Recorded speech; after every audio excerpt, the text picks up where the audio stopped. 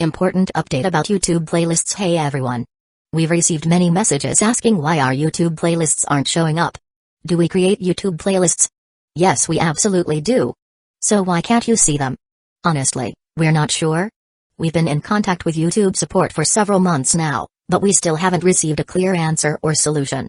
After much discussion, our team has decided to take matters into our own hands. We believe the issue might be related to the number of playlists we've created on a single channel, possibly too many. Our solution? We're launching 2 additional YouTube channels, giving us a total of 3. This way, we can organize our audiobooks better and avoid the playlist visibility issue in the future. This change only affects our YouTube audience. If you're a patron supporter, you can still access all our audiobooks by visiting the collection menu on Patreon. Thanks so much for your time and continued support. Happy listening. She felt a deep sense of admiration for him. Despite Wood's seemingly frivolous demeanor and sometimes shameless personality, he was a man who dared to kill a celestial dragon for the weak and risked his life to storm Mary Jo eyes for the sake of honor and gratitude. Jayan couldn't believe that someone with such a strong sense of justice would betray the Navy. So, no matter what, Jayan wanted to hear the truth directly from him. If Wood's answer didn't satisfy her, she would enforce her own justice and bring her former friend to impel down herself. Even if you hold former Marine Major Wood in such high regard, based on his past achievements, his rank, and his strength, deploying such a large force to pursue him is against regulations. You must understand that the Navy's forces are stretched thin right now. We've deployed a significant number of Marines to hunt down Fisher Tiger and his crew following the Fishmen's attack on Mary Jo eyes. And now with Shiki the Golden Lion's escape from Impel Down, our forces are even more limited. We simply don't have the manpower to go after a mere former Marine Major. Sengoku was clearly trying to dismiss the issue, but Jayan believed that Sengoku didn't fully appreciate the danger Wood posed due to his lack of understanding of Wood's abilities. Jayan wanted to explain to Sengoku just how dangerous Wood truly was, but she found herself at a loss for examples. Wood had always kept a low profile. During his time in the Navy, he hadn't really accomplished anything noteworthy. The only significant achievement she could mention was the incident at Mary Jo eyes, but that was something that couldn't be publicly acknowledged, so Jayan couldn't bring it up. Then I don't need a large force. Just 1 warship with the basic crew configuration will suffice, right? Seeing that Sengoku was immovable and knowing that they had missed the best chance to pursue Wood, Jayan made her final concession. Seeing Jayan's firm resolve, even to the point where it seemed she might disobey orders if her request wasn't granted, Sengoku could only nod in agreement. He couldn't find any other excuses. Jayan was Wood's classmate and friend, and it was the Navy's duty to capture criminals, so Sengoku had no grounds to refuse.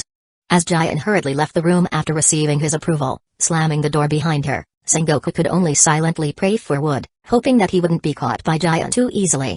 However, Sengoku quickly reassured himself. The vast ocean was expansive, and even the Navy had no accurate intelligence on Wood's current location. With just a small crew, how could Jayan possibly find Wood so easily?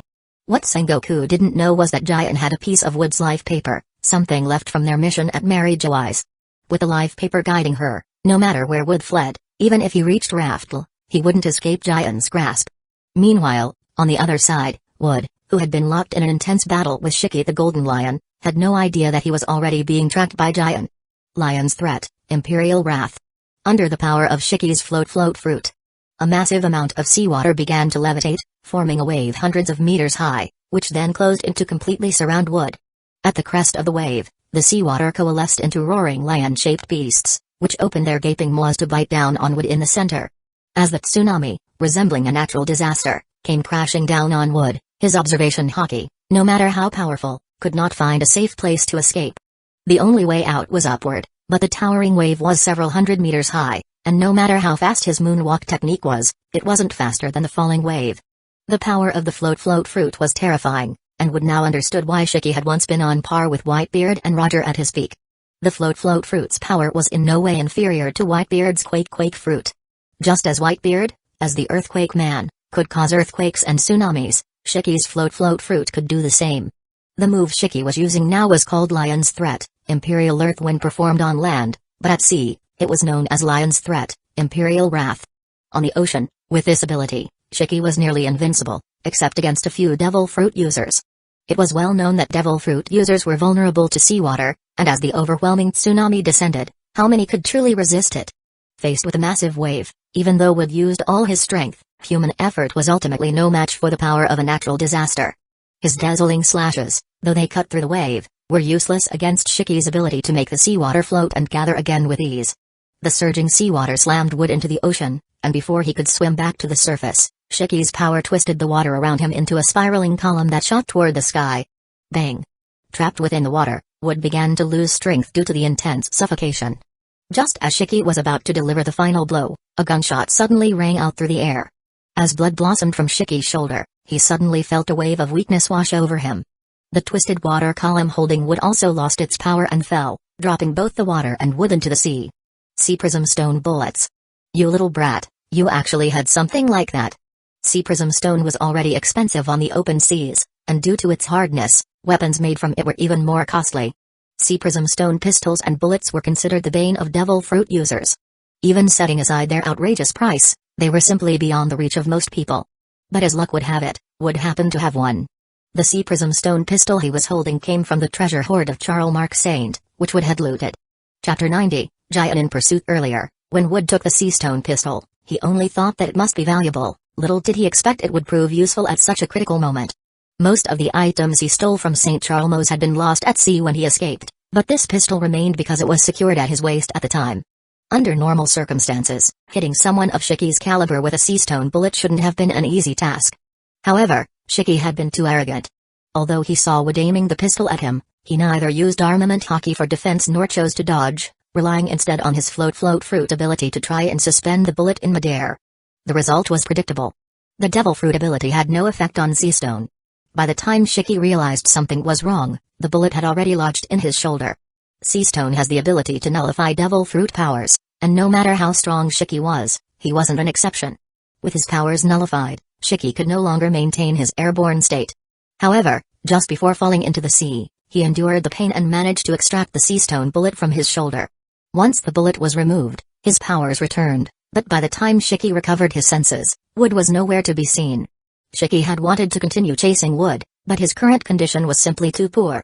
He had already been injured when he escaped from Impel Down, and the battle with Wood had further drained him. Wood's strength was considerable, and combined with the troublesome Sea Stone bullet and the ever-present threat of the Marines pursuing him, Shiki hesitated and ultimately decided to retreat. However, he made a mental note of Wood's name. In all his years dominating the seas, this was the first time he had suffered a loss at the hands of a mere youngster. Wood had indeed run away because he knew he was still too weak to take on Shiki head-on. He had only managed to injure Shiki because of the latter's arrogance and his own possession of the Sea Stone bullet, something Shiki hadn't anticipated. If a similar situation were to occur again, it wouldn't be easy for the Sea Stone bullet to achieve the same effect. Not to mention that armament hockey could block the bullet, but even without it, for someone like Shiki, a pistol was little more than a toy. Wood had seen Shiki nearly fall into the sea but chose not to pursue him. He didn't believe that a pirate of Shiki's caliber, who rivaled the Pirate King, would die from something as simple as a Sea Stone bullet. After fighting for so long, Russ and the others had sailed far away. Fortunately, Wood knew the ship's course, and he had enough knowledge of navigation to find them again without much difficulty. As for Shiki, he might be powerful, but his navigation skills were questionable. Otherwise, he wouldn't have targeted Nami. But that wasn't surprising, considering most pirates lacked proper navigation skills. Competent navigators were rare treasures. Using the sun and wind direction as guides, Wood quickly identified the direction and used moonwalk to head towards it. However, when Wood finally found Russ and the others, he was stunned by the sight in front of him. There wasn't just one Navy warship, there were two. One of them was undoubtedly the one they had stolen from Impel Down, but as for the other, the moment Wood caught sight of a certain figure on the ship, he turned and fled without a second thought. Unfortunately, just as Wood spotted the person on the ship, that person also noticed him. Seeing Wood turn to flee, the person immediately jumped off the warship and used moonwalk to pursue him. There was no need to guess, the second warship naturally belonged to Giant, who had come from Navy headquarters. With Wood's Vivre card in her possession, Giant had no need to take detours. She simply followed the direction it indicated, and before even encountering Wood, she had spotted Russ and his ship. Although Giant had only brought a dozen or so Marines with her, which was similar to Russ's crew in number, the disparity in combat power was undeniable. In fact, when Russ's crew saw Giant's rank, they practically lost the will to fight. She was a rear admiral, one of the highest-ranking officers in Marine headquarters, and she looked so young. Clearly a formidable figure. With such a mismatch in strength, it didn't take long for Giant to gain control of Russ's ship. Just as she was about to interrogate them about Wood's whereabouts, Wood happened to stumble right into her path, leading to the scene that had just unfolded. "Wood, you can't escape." Don't forget, I have your Vivre card. Keep running if you want, but even if you escape today, I'll be back every day with a warship to chase you down. I refuse to believe you can use moonwalk to cross the entire ocean. Both of them knew how to use moonwalk, and in terms of physical abilities, Wood was superior to Jian, so there was no way Jian could catch up to him. Seeing his figure getting further and further away, Jian called out in frustration, threatening him. Hearing Jian's threats behind him, Wood felt a headache coming on. He had indeed forgotten about the Vivre card. The Vivre card was a special item from the New World, made from parts of a person's body like their nails and blood, and it could predict the owner's life and location. Not only did Jian have Wood's Vivre card, but Wood also had Jian's. They had made them back when they were on a mission to marry Joyce, so they could keep track of each other's status and location. Wood had known Jian for several years, and he was well aware of her stubborn nature. Her words weren't just idle threats, she would definitely follow through.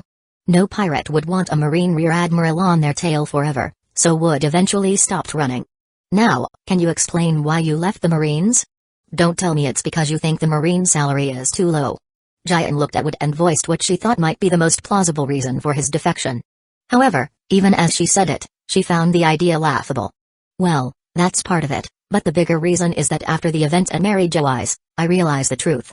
Chapter 91, The battle between Wood and Jian resumes. There's no denying that the Navy, as the enforcers of justice, has effectively curbed the pirates on the seas. But standing above the Navy's justice is an even uglier evil. As long as you're in the Navy, you can't resist the world government, let alone punish the celestial dragons. In that case, there's no point in staying in the Navy. If we can only punish pirates but turn a blind eye to even greater evils, then this justice is undoubtedly narrow-minded. Wood said these words partly to convince Jian, but also because they reflected his true thoughts. Initially, Wood intended to join Monkey D. Dragon's Revolutionary Army, but unfortunately, when he first set out to sea, Dragon had just left the Navy. And even if he had wanted to join the Revolutionary Army, Wood had no way of finding their base at the time. Whether the Revolutionary Army is just or not is something Wood refrains from judging for now, but there's no denying that the Celestial Dragons are evil. And the only force in the world that dares to challenge them is Dragon's Revolutionary Army. But if I recall correctly, you once said you despised pirates the most. If you defect from the Navy now, you won't be able to live as an ordinary person or even as a bounty hunter. You'll be labeled a pirate and be wanted by the headquarters. I heard from those who defected with you that all the prisoners you released from Impel Down were killed by you. If that's the case, then there might still be room to salvage this situation. Come back to headquarters with me. If Fleet Admiral Sengoku understands the full story, there might be a chance to turn things around. Wood's biggest crime right now was releasing over 100 prisoners from Impel Down, but now that he had personally executed them all, there might be a way to mitigate the situation. With the recent death of the Warden of Impel Down, if they could appeal to Fleet Admiral Sengoku and use Jian's connections at headquarters, there might be a way to spin the situation. For instance, they could claim that Wood wasn't the criminal who released the prisoners, rather, the prisoners took advantage of the chaos caused by Shiki's escape, and Wood was responsible for hunting them down and eliminating them. Though this excuse might seem far-fetched, Jian's influence could potentially make it work. Jian had a close relationship with Vice Admiral Tsuru, and both she and Wood were former students of Zephyr, who was highly regarded by Fleet Admiral Sengoku. Most of the decision-makers at Navy headquarters had connections to Jian, making her a bona fide second-generation officer without question. Jian believed that if Wood displayed his true strength before Fleet Admiral Sengoku and demonstrated his value, combined with her connections, there might still be a chance to resolve the situation as long as the bounty hadn't been issued. I won't return to the Navy. I will enforce justice in my own way. If you still consider me a friend, don't get in my way. Faced with Jian's persuasion, Wood showed a determined expression. To be a good undercover agent, he needed to act convincingly. If he couldn't even deceive his own people, how could he fool others? If that's the case, then I'll personally bring you back, even if it means breaking your limbs in the process. When reasoning failed, Jian drew her sword, Kanpira, and her figure instantly disappeared from where she stood.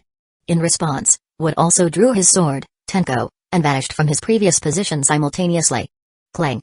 A crisp metallic sound echoed through the air as Wood and Jian, who had disappeared moments before, reappeared, clashing with each other.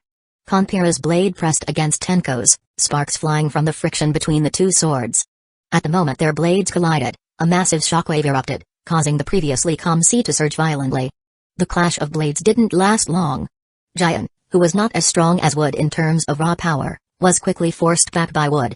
However, Jian soon regained her footing and slashed directly at the sea before her. One sword style, rabbit tooth.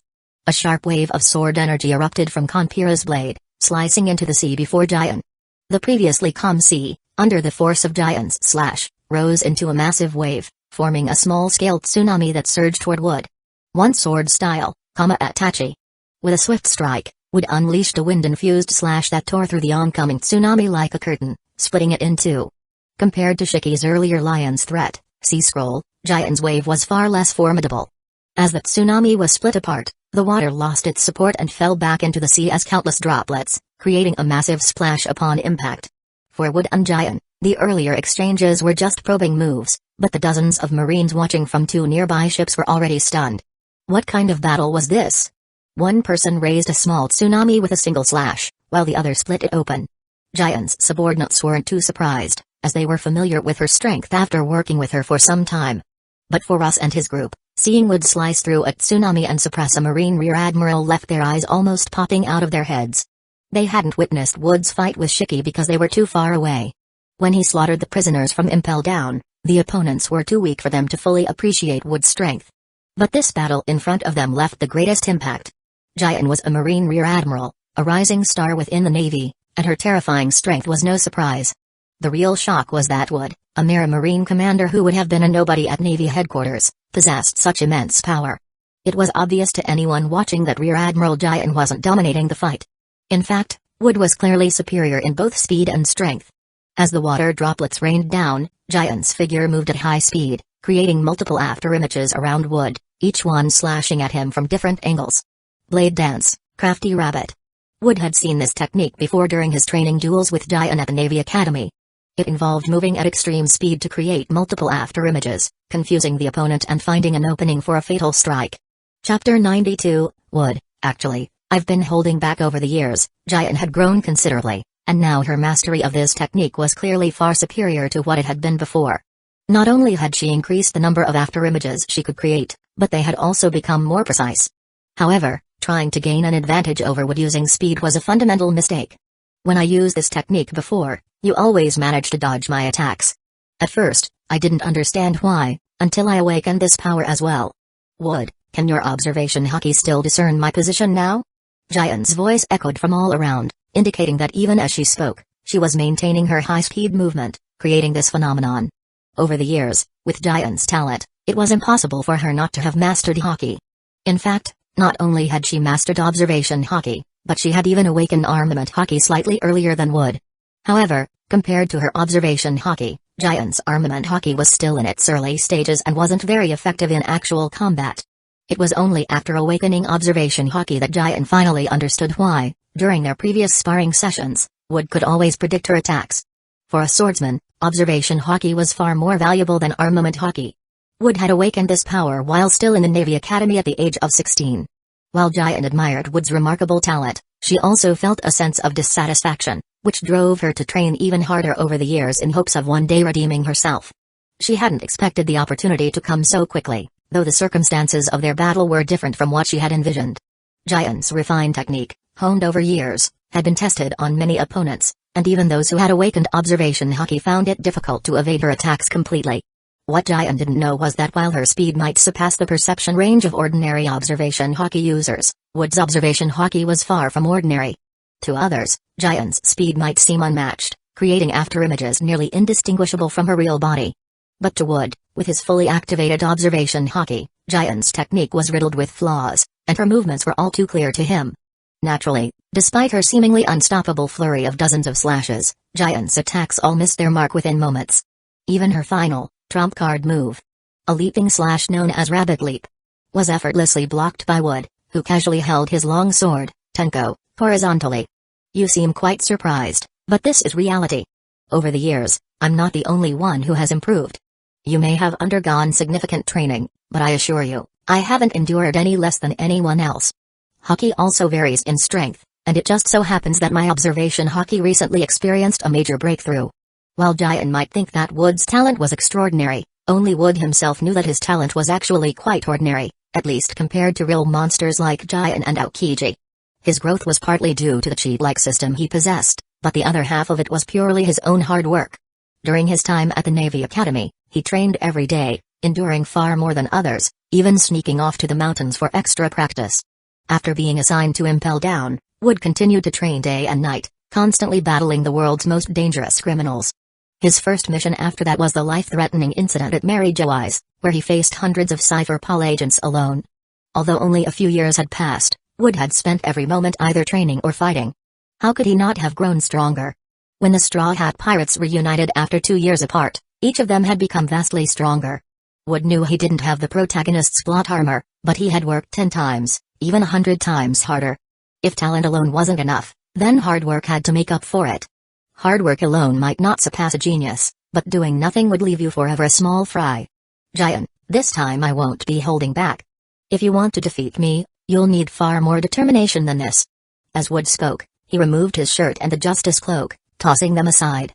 Normally, the fabric should have been blown away by the sea breeze. However, Wood's shirt and cloak didn't move at all. Instead, as soon as he tossed them, they were heavily affected by gravity and plummeted downward at an astonishing speed. Boom. As soon as the cloak and shirt hit the sea, the previously calm surface exploded with a wave that shot 100 meters high. To those who saw Wood toss his clothes, they might think it was just clothing, but to those unaware, it looked like he had just thrown several tons of rock into the sea. The reason the shirt and cloak acted this way was simple: Wood had sewn heavy lead weights into them, which was why his Justice cloak had never fluttered like others. During his battle with Golden Lion Shiki, Wood had worn this gear. It wasn't that he was trying to show off, but rather that when he was at a disadvantage, Shiki hadn't given him the chance to take off his gear. At the time, as Wood struggled in the water, barely able to draw his gun, there was no way he could have removed his heavy gear. It was obvious. Because he wasn't the protagonist, Shiki didn't bother with the usual villain's monologue before striking, he just went straight for the kill when he had the advantage. You were fighting me the whole time in that state? Seeing Wood toss his shirt and cloak into the sea, even Giant, who wasn't the sharpest, realized that Wood hadn't been using his full strength in their previous fight. In fact, he had been holding back significantly. Judging by the splash, there was no way that gear was light, yet Wood had been fighting her while carrying that weight. Giant was furious. She felt insulted, as she had given her all from the start, while Wood was only now getting serious. There's no need to be surprised. I usually carry that weight with me all the time. Do you understand what that means, Giant? It means that even during our sparring sessions back at the Navy Academy, I was wearing that gear. Of course, I couldn't carry as much weight back then because I wasn't as strong as I am now. Chapter 93, The Bounty on the Navy Trader. Before Wood removed his restraints, he was already able to slightly suppress Giant. Now, with the restraints completely lifted, Wood's combat power had undergone a complete and overwhelming transformation. So fast. With just a single flash step, Wood's feet had already exploded through the air, and in a split second, the distance of 100 meters was reduced to 0 as he appeared directly in front of Giant. Although Giant's observation hockey detected Wood's sudden appearance, and she managed to hastily make a defensive move, when Conpira blocked the strike from Tenko, the immense pressure on her arm made Giant keenly aware of the significant gap between them. Giant was defending with both hands on her sword, while Wood was attacking with only one hand. However, the moment their blades clashed, Giant, who was using both hands, couldn't hold out even for a second before she was sent flying, along with her sword, by Wood's single strike. As she was sent flying backward, Giant's body skimmed across the surface of the sea, creating massive splashes of water. But before she could even gather herself, Wood's figure suddenly appeared behind her again. Just like 2 years ago during their sparring at the Navy Academy, Wood had similarly appeared behind Giant without any warning. And just like 2 years ago, Giant had a premonition and made the same move as before. Back then, Wood's sneak attack from behind had been countered by Giant, but this time, the outcome was drastically different. As Giant turned around to counterattack, her hand holding Conpira hadn't even completed its swing before her wrist was seized by Wood's right hand. Before Giant could make her next move, Wood's left hand had already formed a knife hand and struck toward Giant's neck. A sharp pain shot through her neck, and Giant felt her consciousness blur, with darkness slowly encroaching on her vision. With a single knife hand strike, Wood knocked Giant unconscious and then lifted her up in a princess carry, using moonwalk to return to the Navy ship. Having witnessed the complete defeat of their rear admiral, the dozens of subordinates Giant had brought along were now in a state of panic. Initially, they thought this mission would be an easy one, merely a matter of claiming some credit. After all, how could a mere traitorous Navy major be a match for Rear Admiral Giant? But who could have expected such an unexpected outcome?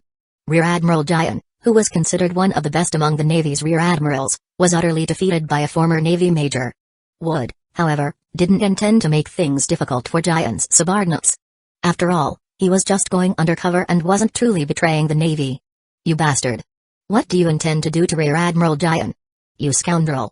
If you have any decency, come at me. Don't lay a hand on Rear Admiral Jian. To think you were once a member of the Navy. Don't think the Navy will let you off for doing this.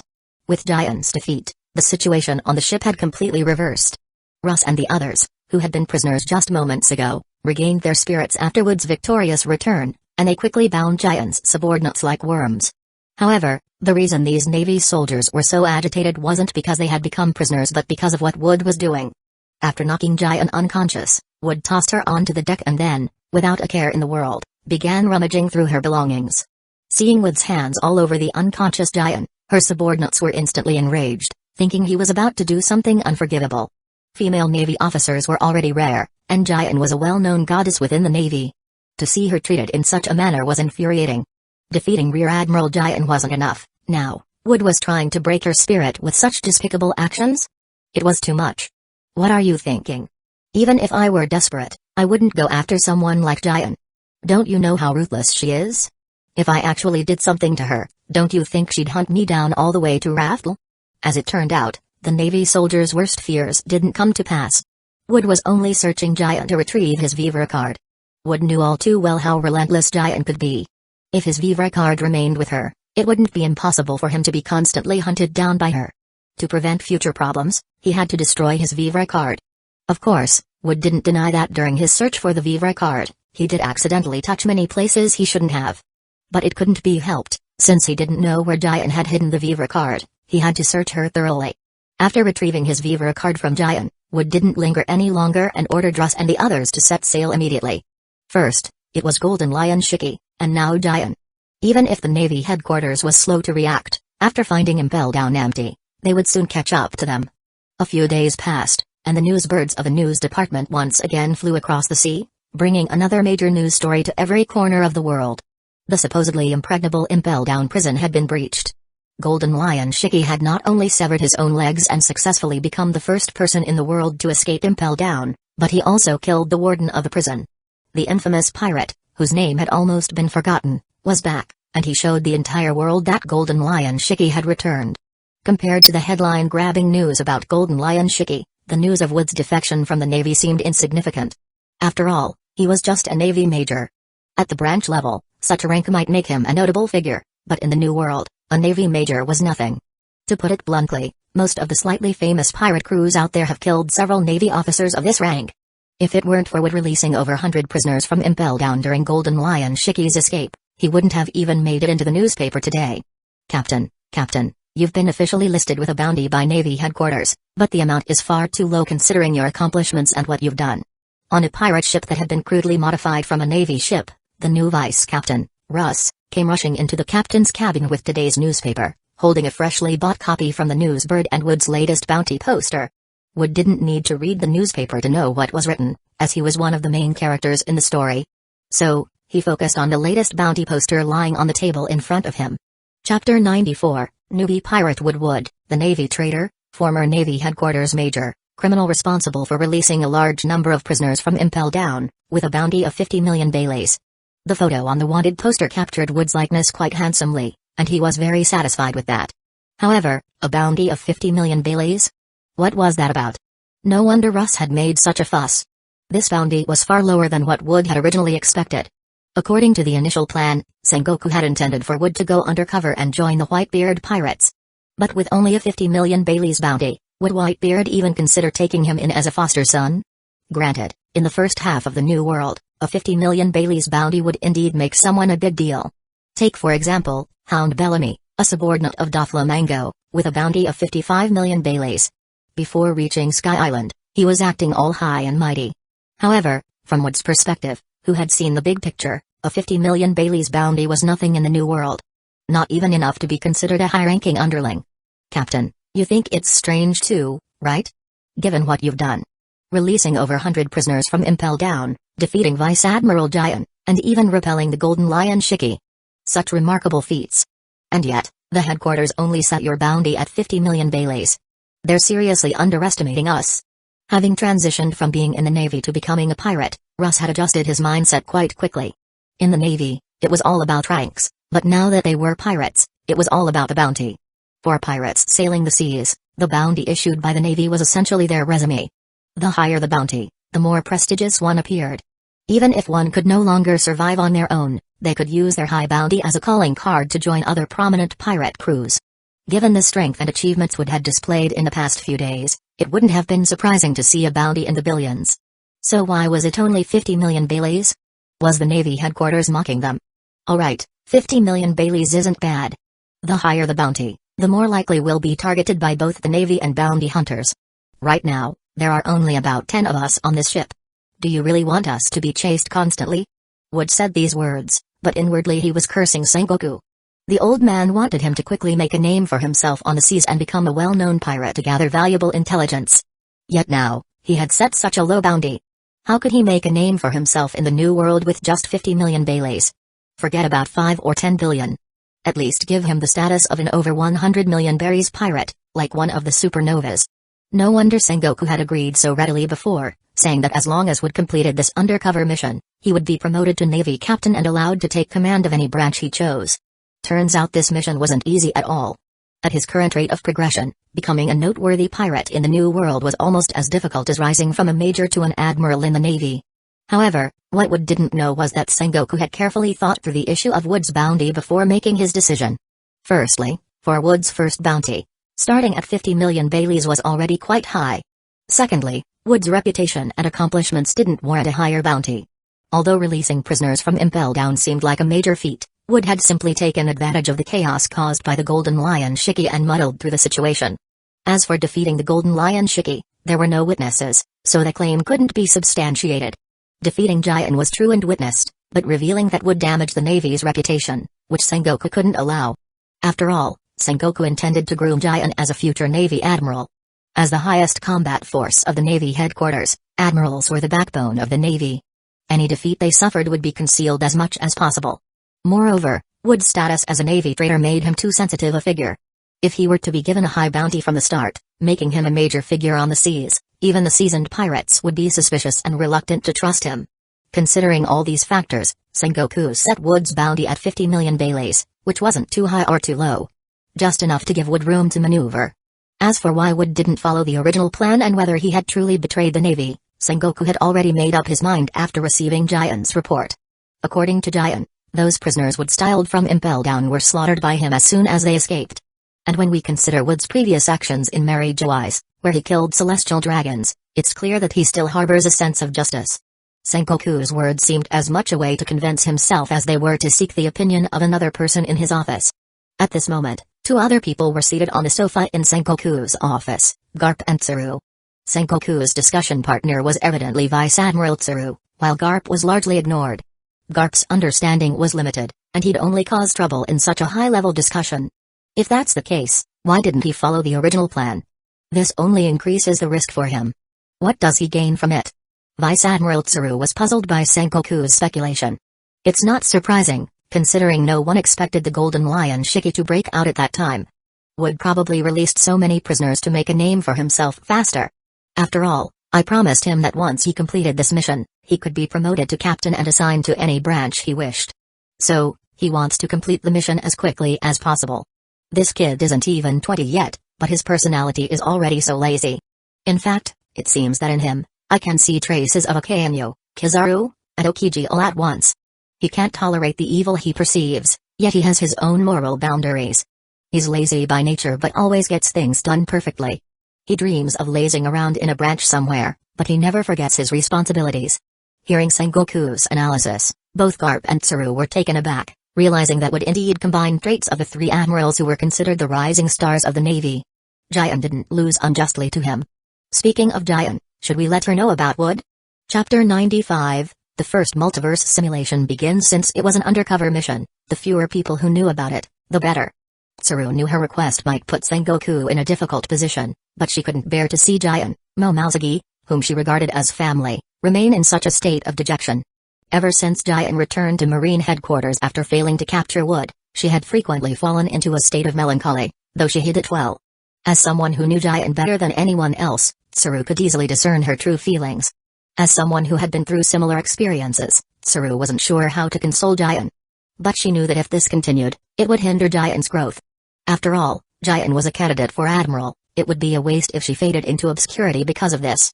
Tell her some of the truth, Tsuru suggested. Otherwise, with Giant's personality, she won't easily let this go. Meanwhile, Wood was completely unaware of the opinions Marine headquarters higher-ups had formed about him or Giant's current state.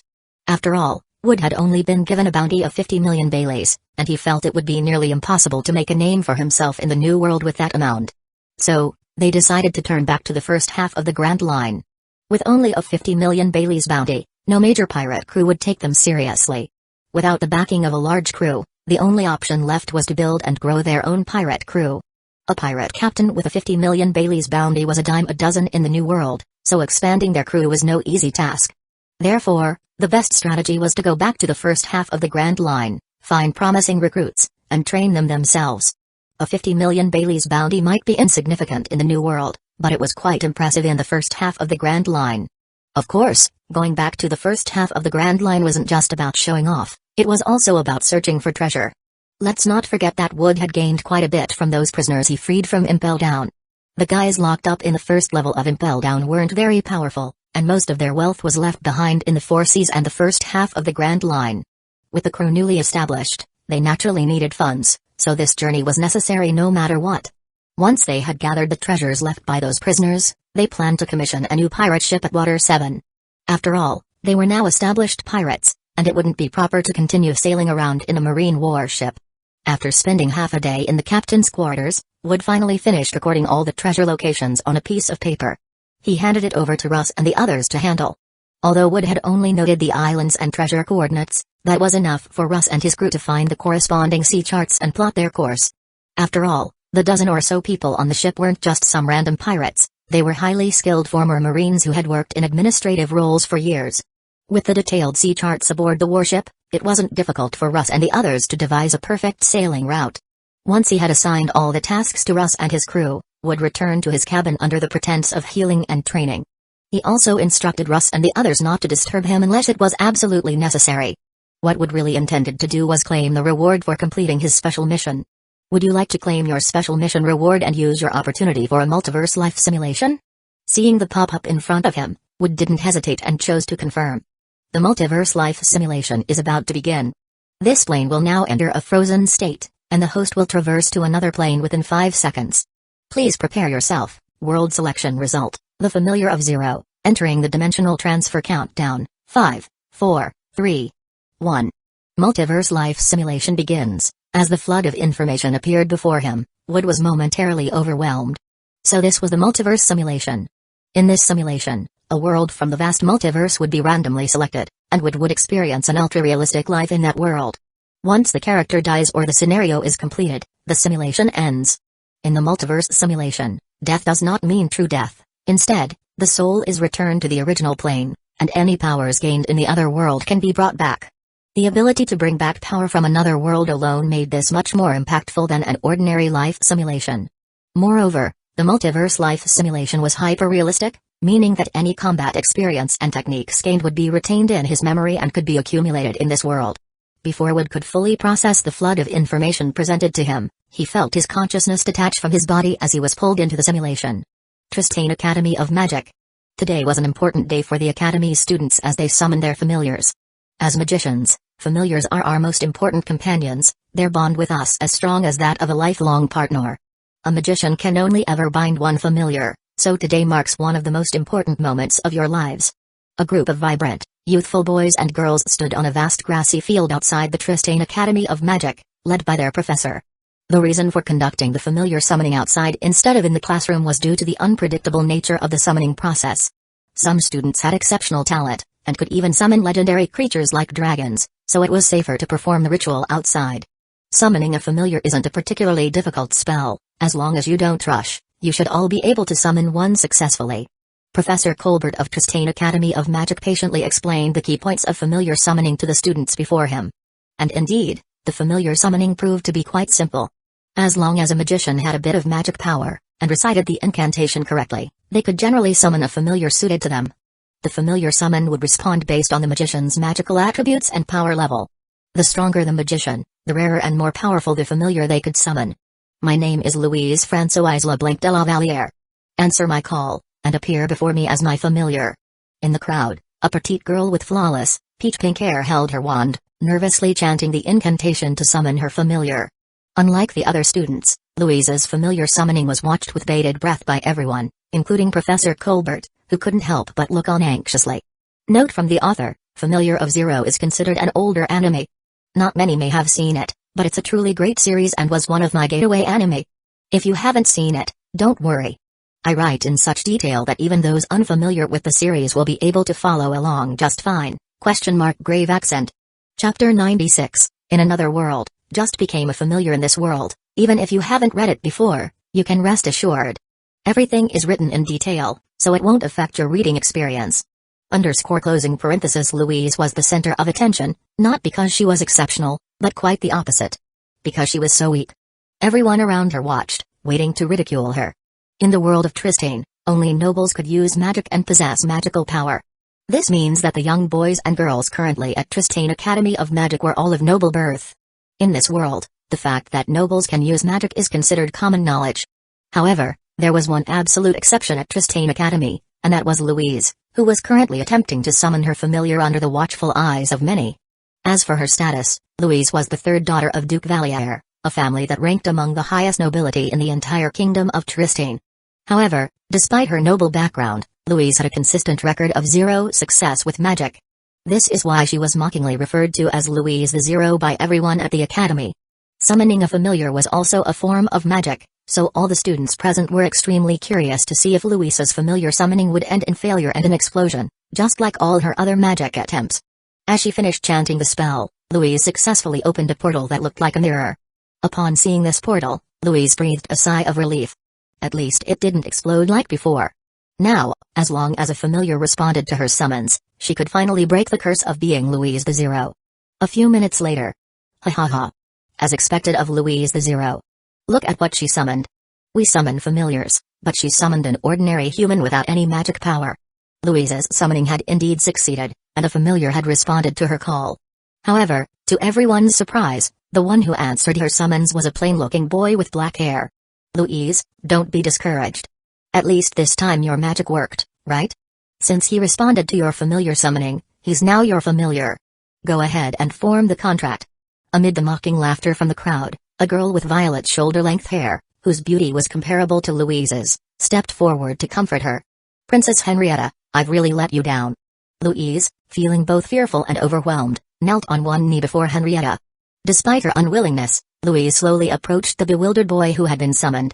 To form the contract with a familiar, all she had to do was kiss him. As the delicate, doll-like girl moved closer with her lips, what would you do if you were in that situation? Embracing the mindset of take advantage when you can. The boy, Hergasido, who had been summoned from another world, naturally seized the opportunity.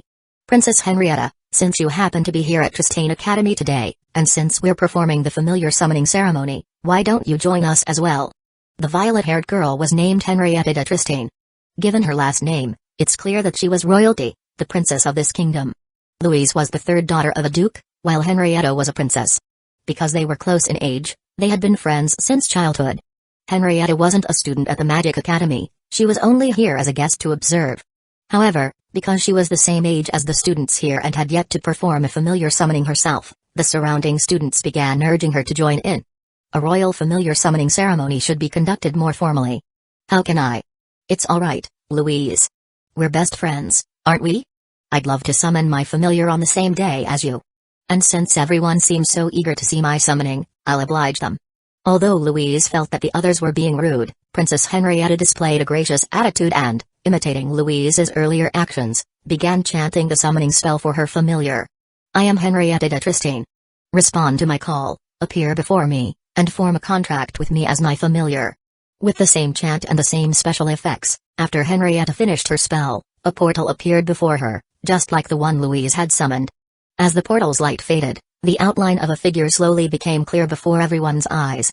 No way, not only Louise the Zero, but now Princess Henrietta also summoned a commoner. Seeing the boy who appeared before Henrietta, all the students of Tristane Academy of Magic were stunned. It wasn't entirely unexpected for Louise to summon a commoner. After all, she was known as Louise the Zero. But for Princess Henrietta, the only heir to the throne of Tristane, to summon a mere commoner. Though Princess Henrietta wasn't a student at the Magic Academy, She had received private tutoring from the court's royal magicians. Her magical abilities surpassed most of her peers, and she could already use triangle-level magic at her age. They had imagined that Princess Henrietta might summon a dragon or some other rare and powerful creature, but for her to summon an ordinary human, they hadn't seen that coming. Naturally, the boy Henrietta summoned was none other than Wood, who had been through the multi-world life simulation. Looking at the group of elegantly dressed youths before him, Wood also glanced down at his own hands, clenching them slightly as he felt the strength within him. In the world of pirates, Wood's height had been nearly 2 meters, but now, he noticed his perspective was much lower, and his age seemed to have regressed to around 16 or 17. Are you the familiar who responded to my summons? What's your name? Wood. He instinctively replied to the question of the beautiful, well-dressed girl standing before him. In the next moment, this stunning girl brought her delicate face close to his. Wood? My name is Henrietta. Please take care of me from now on. In a brief moment of bewilderment, Wood found himself being kissed. And just as he marveled at how bold the girls in this other world were, a searing pain erupted in his chest. A glowing symbol, like a tattoo, appeared on his chest, marking the contract with his new master. Chapter 97, The Legendary Familiar with a Mysterious Origin. Tristane Academy of Magic, Girls' Dormitory. As a prestigious magic academy for nobles, each student has their own private room, and Louise is no exception. At this moment, on a luxurious bed, 2 girls were playing around, oblivious to their surroundings. Their silk nightgowns were very thin, and even in the dim light, it was enough to make the 2 boys in the room feel their hearts race with discomfort. Louise and Henrietta were good friends, and as their familiars, Wood and Hergesido, who were both humans summoned from another world, naturally became fast friends as well. Wood, were you also summoned from that world? Meeting someone from the same place in a foreign land was comforting. Hergesido originally just went to Akihabara to fix his computer but somehow ended up being transported to another world. Faced with this unfamiliar world and unscientific magic, as a normal person from modern society, Saito naturally freaked out at first. But fortunately, he wasn't the only lucky one. Though they hadn't known each other long, from Wood's words and actions, Saito quickly realized that Wood was also from another world. Something like that, I suppose. After all, I know all the modern knowledge you know too. But I never imagined I'd end up becoming someone's familiar. Wood was familiar with the anime Zero no Tsukeme, though it was considered ancient in his previous world, it still had a considerable following. It was a popular show at the time, and for many, it was their introduction to anime. The people before Wood, Hergesido and Louise, were the protagonists of this show. Louise was especially famous as one of the Fort Sundeer queens. Traveling to this world wasn't so bad, but what Wood couldn't understand was why he was summoned as Henrietta's familiar. In the original story, Henrietta didn't have a familiar, which was true, but from what Wood knew, summoning a human familiar wasn't something just anyone could do. The magic in this world was created by the founder Brimmer and consisted of 5 elements: void, wind, fire, earth, and water, each representing a point on the pentagram. Only the void element could be used by the founder and his descendants, while the other elements could be used depending on one's talent and aptitude. Human familiars could only be summoned by a magician who had mastered the void element. In other words, Louise was one of the heirs to the void element. The reason her magic always failed wasn't due to a lack of talent but because she could only use void magic. When she attempted to use other elemental magics, they naturally ended in explosions. There were 4 void successors in this world, and the familiars they summoned all had significant backgrounds. The left hand of God, Gandalfr, was the strongest sword of the gods, capable of wielding any weapon. As long as it met the definition of a weapon, Gandalfr could know how to use it upon touching it and instantly master it. The right hand of God, Vindalfr, was the strongest shield of the gods, capable of taming any beast, including magical creatures, and communicating with animals.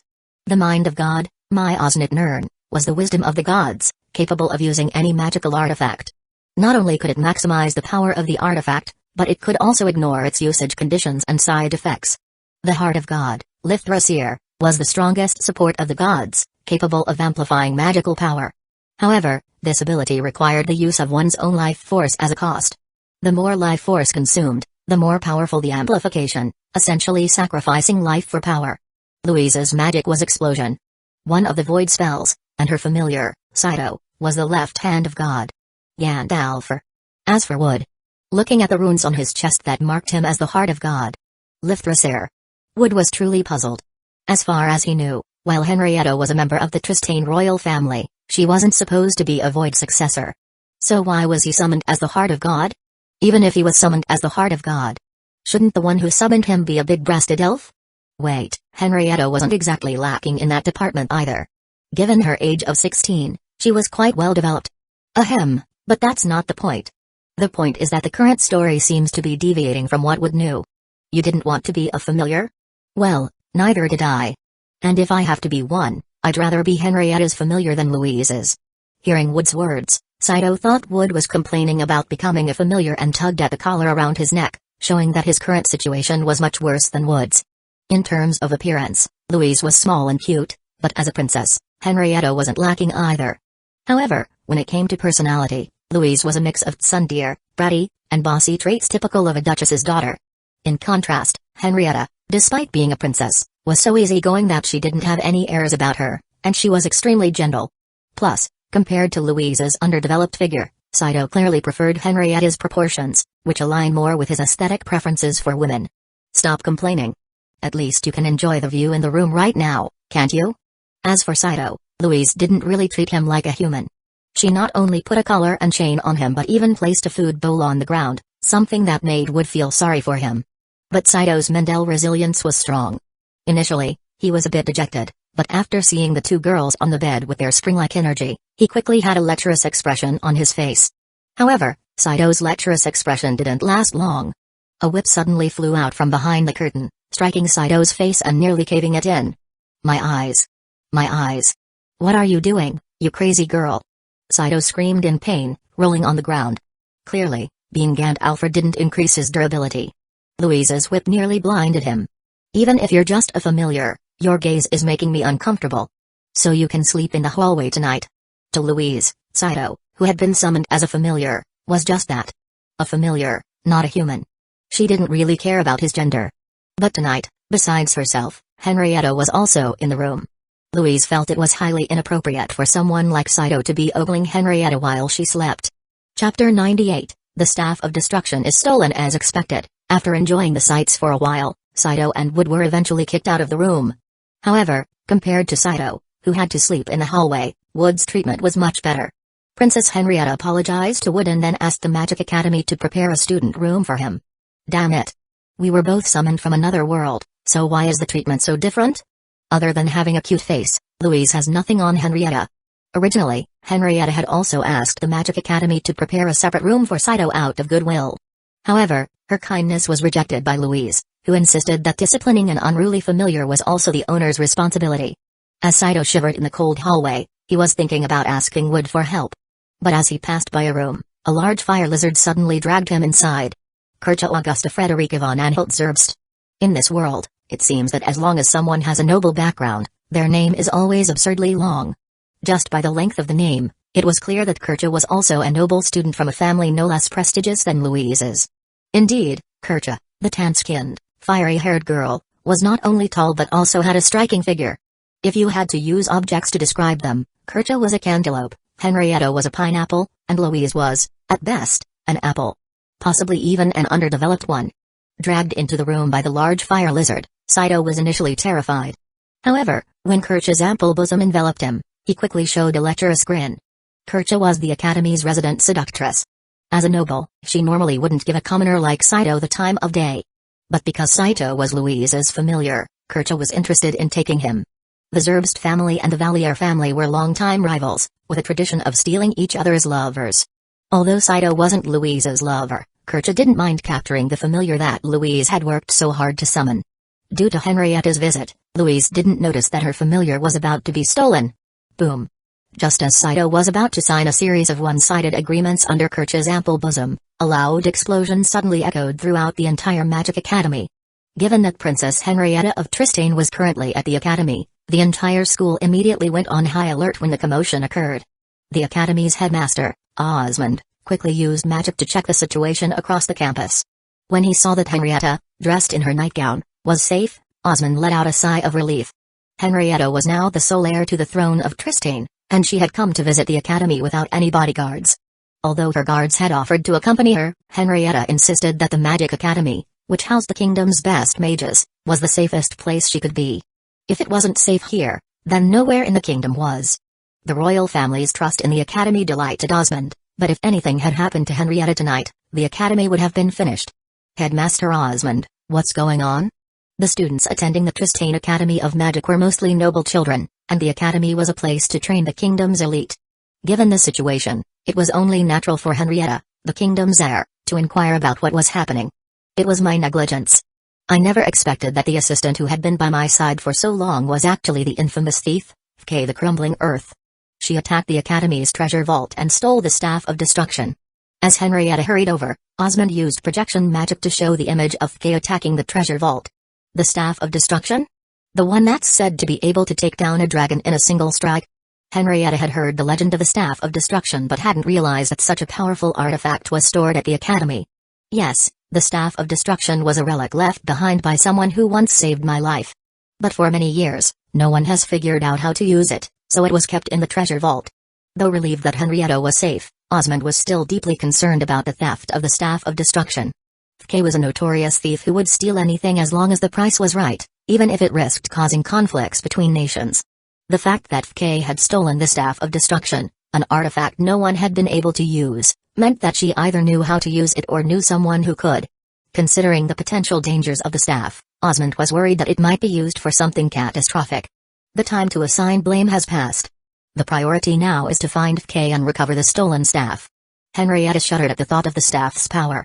If someone used it to strike the royal castle, the consequences would be unimaginable. Fk is a skilled thief, and she's been infiltrating the academy for years, getting to know the professors and staff. With her cautious nature, she'd flee at the sight of any familiar faces. Are you suggesting that since sending the academy's professors might alert her, you're considering sending students to track her down instead? But that's too dangerous. Fk is a formidable mage, and the students have only just summoned their familiars. Henrietta quickly grasped Osmond's implication, but she hesitated, concerned about the danger this plan posed to the students. Chapter 99, Who Says a Commoner is Weak? The name Fk the Crumbling Earth was one that Henrietta had heard of before. Even in the surrounding countries, Fk was a notorious and highly skilled mage. Despite her infamy, it didn't diminish the fact that she was incredibly powerful. Compared to her, the students of the Magic Academy were clearly not on the same level. Most of them had little to no actual combat experience. Princess Henrietta, please entrust me with the task of pursuing Fk. Seeing Henrietta's troubled expression, Louise, who had arrived with her, knelt on one knee and volunteered for the mission. However, upon seeing Louise's determination, Henrietta's expression became even more conflicted. Henrietta understood Louise's desire to uphold her noble honor and prove herself. However, when it came to Louise's abilities, well, Henrietta didn't want to criticize her friend's skills, but she knew that sending Louise on this mission was practically sending her to her death. Just as Henrietta was struggling with how to gently refuse Louise's request, someone else stepped in to solve the problem for her. Zero Louise, what gives you the courage to chase after Fk? If I remember correctly, you can't even properly cast magic, can you? That's right, Princess Henrietta. Instead of sending Louise, why not let me, bitch de Gramont, serve you in this mission? The people who entered the room were a trio.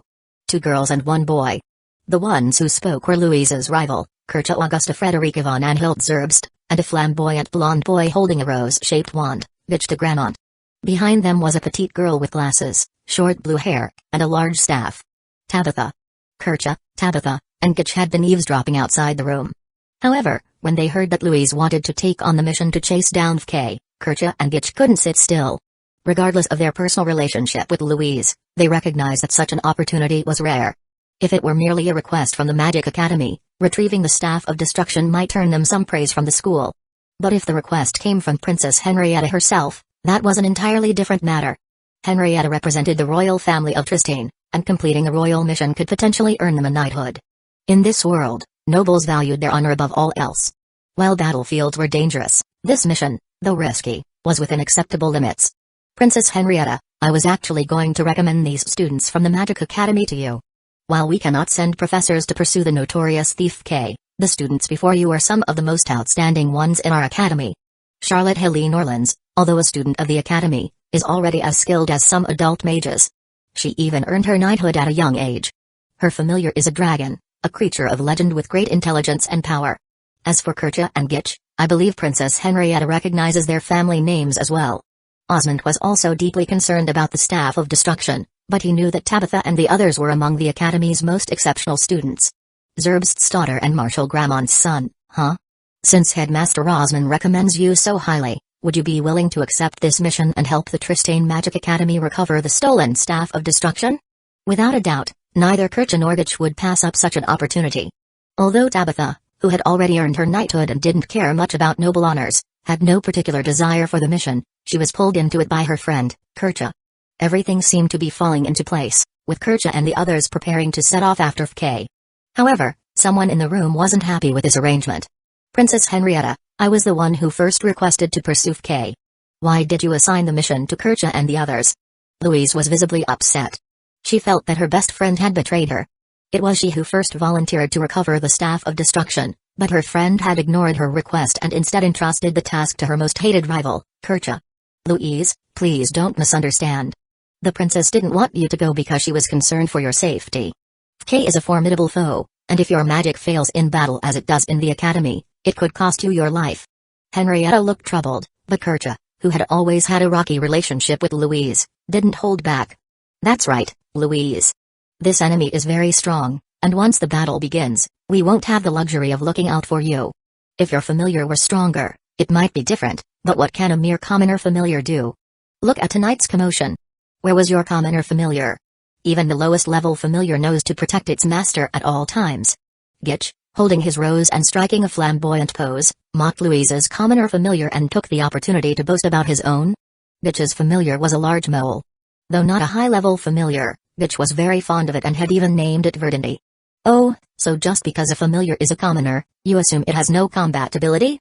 Well then, how about we make a bet, dear Gitch? Perhaps your so-called powerful familiar isn't as great as you claim. The reason why Wood and Saito had arrived late to the scene was simple. Saito had been knocked out in his room by Kercha, and Wood had been in his own room, adjusting to his reduced strength since arriving in this new world. Wood remembered the general plot of the ancient anime The Familiar of Zero. He was aware of the Staff of Destruction and FK, though the current events seemed to be unfolding earlier than he recalled. Chapter 100, The Guys Are Yours, Leave the Girls to Me. FK the Crumbling Earth didn't steal the Staff of Destruction because she knew how to use it, but rather because Saito's identity as Gandalf had been exposed. So, FK planned to utilize Gandalf's ability to help her learn how to use the Staff of Destruction, even going as far as deliberately revealing her location to lure Louise and the others into pursuing her. However, Saito's Gandalf rune should have only been recognized by Professor Colbert, who hadn't even had the chance to report it to Osmond yet. So why did FK act so quickly? Of course, these details didn't matter much right now. What was important was that Wood had just arrived in this world and wasn't yet fully aware of his current strength. Now that a somewhat formidable opponent had appeared, Wood didn't mind using them to test his abilities. Not only could he gauge his current level in this world, but he could also test the power of this god's heart. Lithracer. Wood's current body was no longer the well-honed one from the world of pirates, so his combat power was undoubtedly diminished compared to before. However, due to the shared memory, Wood still had all the knowledge of martial arts and swordsmanship from the pirate world etched into his soul. While the power of certain moves would be reduced due to his current physique, he could still perform them without issue. You've got a big mouth, commoner. Even if you're Princess Henrietta's familiar, you're still just a commoner. According to the laws of the Kingdom of Tristane, your recent behavior constitutes a challenge to a noble. Even if I strike you down, Princess Henrietta won't be able to punish me. This world is modeled after a medieval society, with a strict hierarchy. By the kingdom's laws, Wood's recent remarks could indeed be seen as disrespectful to a noble. Sir Gitch, Wood is a familiar I summoned from another world. He might not fully understand the customs of this world yet, so I hope you'll forgive his rudeness. Princess Henrietta was the princess of the kingdom, but even she couldn't arbitrarily change the laws. A commoner disrespecting a noble could legally be punished by the noble. Even in a duel, the conditions would be vastly unequal.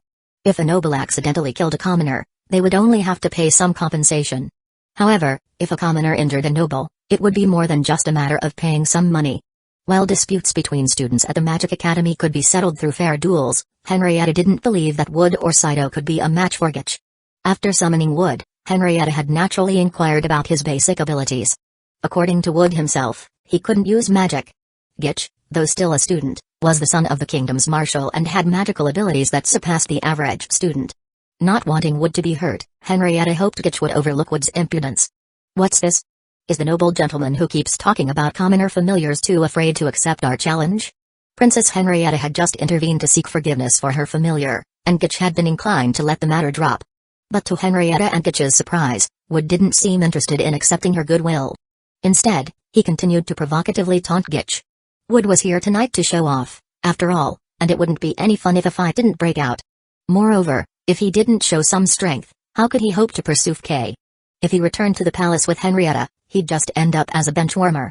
In that case, I'll teach you a lesson on behalf of Princess Henrietta, so you can understand the difference between a commoner and a noble. Don't worry, even if you lose, I won't do anything to you. After all, you are Princess Henrietta's familiar, and I will show that much respect. Did you hear? Gitch is going to duel with the princess's commoner familiar. I've heard. That commoner familiar is too arrogant, claiming that we nobles aren't anything special. The duel between Wood and Gitch could no longer be avoided, and because of the commotion earlier at the Magic Academy, word of the duel quickly spread throughout the school.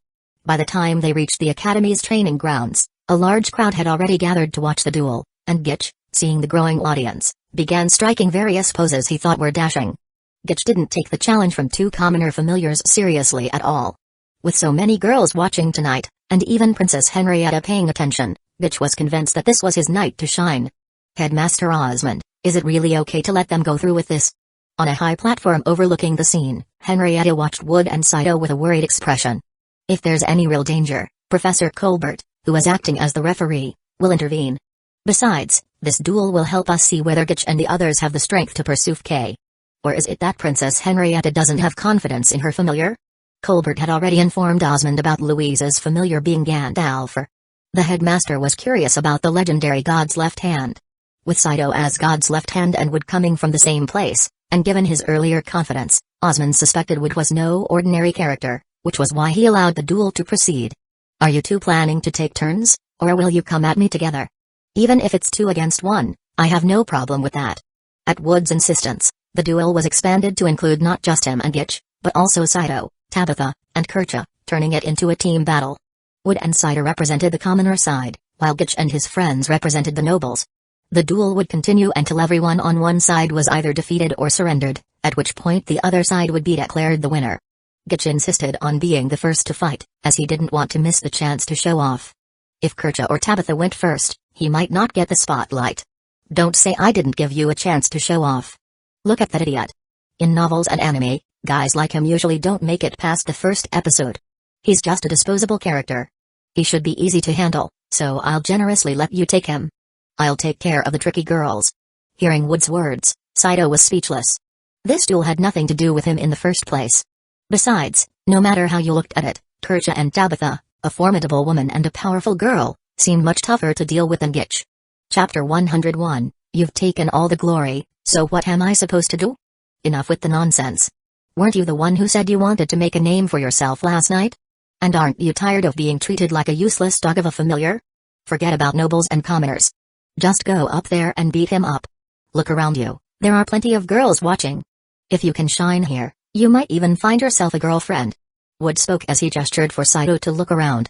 The students of the Magic Academy were all noble ladies, and most of them were quite attractive, regardless of their personalities. Under Wood's instigation, Saito's face quickly showed a mischievous grin as he looked at Gitch, whose physique was even weaker than his own. He suddenly felt more confident. So, it's Louise's familiar who is stepping up first? Even if both of you come at me, I wouldn't mind. As Saito stepped forward, Gitch finally stopped posing and assumed a battle stance. I have a name. Saito Higa. And I'm not just Louise's familiar. Ever since being summoned to this world, Saito had been harboring a lot of frustration. He didn't fully understand the whole noble commoner thing, but he knew one thing for sure. He and Wood had been treated differently since they arrived in this world. Now that he had an outlet for his emotions, Saito clenched his fists and charged towards Gitch. A commoner is still a commoner. Such a barbaric fighting style will never touch me. As Saito charged, Gitch calmly waved his wand, causing several rose petals to fall to the ground, forming magic circles on the floor. After a burst of light from the magic circles, several night puppets, each over 2 meters tall, appeared within them. Saito, who was charging forward, didn't even have time to understand what was happening before he was struck in the stomach by one of the night puppets, causing intense pain that bent him over like a shrimp. The students of the Magic Academy weren't surprised by what happened on the field. Instead, they cheered for Gitch's earth magic. Meanwhile, on the other side, as Louise watched Saito being pummeled by the night puppets, she immediately tried to rush in and stop the fight, only to be stopped by Wood. What are you trying to do? You started this fight, and now you're letting my familiar get beaten up. If anything happens to my familiar, Even if you are Princess Henrietta's familiar, I won't forgive you. Louise glared at Wood with anger in her eyes, showing that despite constantly calling Saito a dog, she clearly cared about him more than she let on. Emotions don't lie under extreme stress, and while Louise might not have deep feelings for Saito yet, she certainly wasn't as indifferent as she claimed to be. He hasn't given up yet, has he? And if even you, his master, don't believe in him, how can he hope to win? Louise, your familiar Saito Ruga is strong. Strong enough to protect you from any harm. Wood's words struck a chord with Louise, causing her to freeze in place. Even Saito, who was being beaten on the field, couldn't help but smile bitterly. He had been planning to surrender, but after hearing Wood's words, he just couldn't bring himself to say it. He had his pride too. If his friend believed in him so much, how could he just give up? How would they ever live it down? You're still getting beaten up, and you're talking big? If you think you can win, then go ahead and defeat me. Gitch, too, heard Wood's words, but he dismissed them as mere bravado. A commoner really can't use magic, but dear noble sir, if you're going to fight an unarmed commoner, couldn't you at least give him a weapon? Whether it was provocation or stubbornness, Gitch eventually tossed down a rose petal, which transformed into a knight's sword that landed at Saito's feet. With the thought that anything was better than being unarmed, the heavily injured Saito grabbed the knight's sword with his left hand. As soon as Saito grasped the sword, the runes on his left hand suddenly emitted a brilliant light. In a flash, a cold gleam streaked through the air, and a night puppet approaching Saito was sliced in half before it could react. Holding the sword, Saito's left hand glowed with the silver light of the familiar contract, and his movements became entirely different from before. Previously, he couldn't even defeat a single night puppet, but now he was cutting them down one by one. Before Gitch could cast another spell, Saito had already pointed his sword at Gitch's throat. The first round is over. The winner is Saito Higa. As the referee, Professor Colbert's voice brought everyone's attention back to the present. It was only then that the audience realized what had just happened. In that split second, Louise's commoner familiar had defeated several of Gitch's night puppets and won the duel.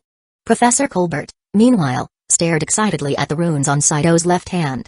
As he suspected, Saito was the legendary Gandalfer. Gandalfer could expertly wield any weapon, but doing so drained stamina. Saito was just an ordinary boy who had recently crossed over into this world, and after taking such a beating, he was completely exhausted and unable to continue fighting. Wood, you knew all along that we, as travelers from another world, had these abilities, didn't you? If that's the case, why didn't you have him give me a weapon earlier? I wouldn't have been beaten you up so badly. Saito, still unclear about what had just happened to him, only knew that his body felt unusually light and that he could wield the sword with ease. He also realized that Wood must have known about their unique abilities but had kept quiet, leading to his painful ordeal. At least the result turned out well, didn't it? Wood said softly, signaling for Saito to look at the girl beside him. Louise, though complaining, was clearly worried, her concern evident for all to see. And besides, if you'd taken all the glory, what would be left for me? And don't think I was joking earlier. Those two girls are far stronger than that flamboyant boy. Even if you had been at your best, you might not have been able to beat them. Chapter 102, Sword Energy Attack in a Magical World. Tabitha and Kercha are indeed much stronger than Gitch. You've already had enough time in the spotlight tonight. No one will underestimate you just because you're commoner familiars anymore, so why not just surrender now? Wood was Saito's fellow familiar, and to be honest, Wood's earlier words had earned some favor from Louise. So, Louise didn't object to the idea of Wood stepping down and avoiding a confrontation with Tabitha and Kercha. Although Kercha was her rival, Louise had to admit that Kercha was undoubtedly one of the most talented students at the academy. As for Tabitha, there was even less to say. Her magic skills were said to surpass those of some of the academy's teachers. Moreover, both Kercha and Tabitha had powerful familiars.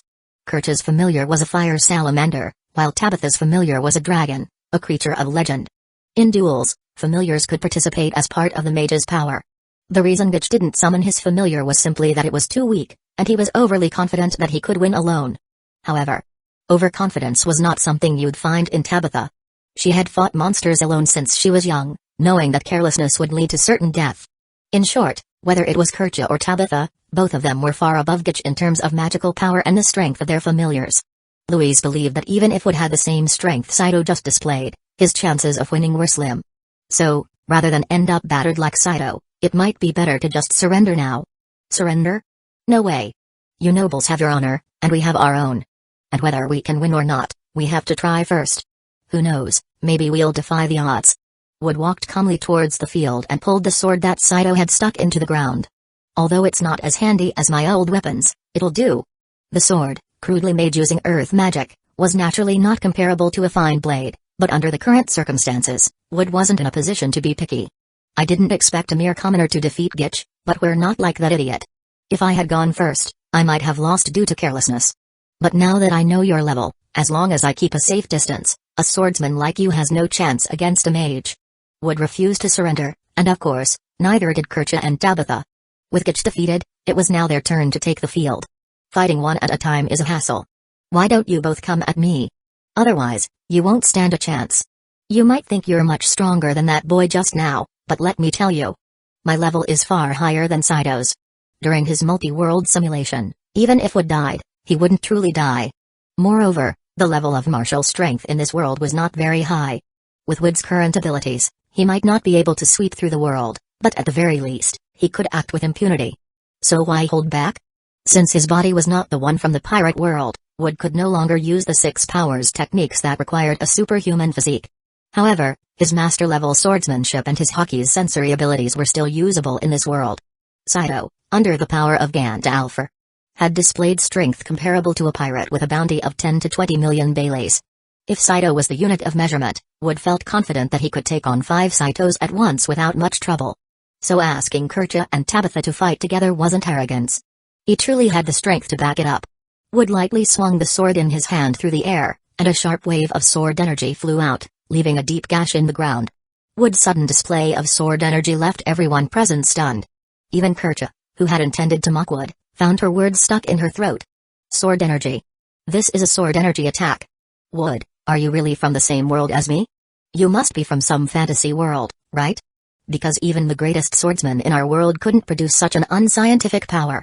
It was just an ordinary long sword, yet with one swing, it unleashed an attack as powerful as magic. This sight completely shattered the worldview of everyone at the Magic Academy. As for Saito, upon seeing the external sword Wood had just unleashed, his expression was one of pure excitement and envy. The locals might not understand what sword energy was, but as a modern otaku who had grown up with anime and video games, Saito recognized this power immediately. Sword energy? Are you saying this kind of power exists in your world? Can you use a sword like Wood to perform such an attack? Louise looked at the trench left by Wood with curiosity as she questioned Saito. She seemed to be realizing that her and Henrietta's summoned familiars were far from ordinary commoners.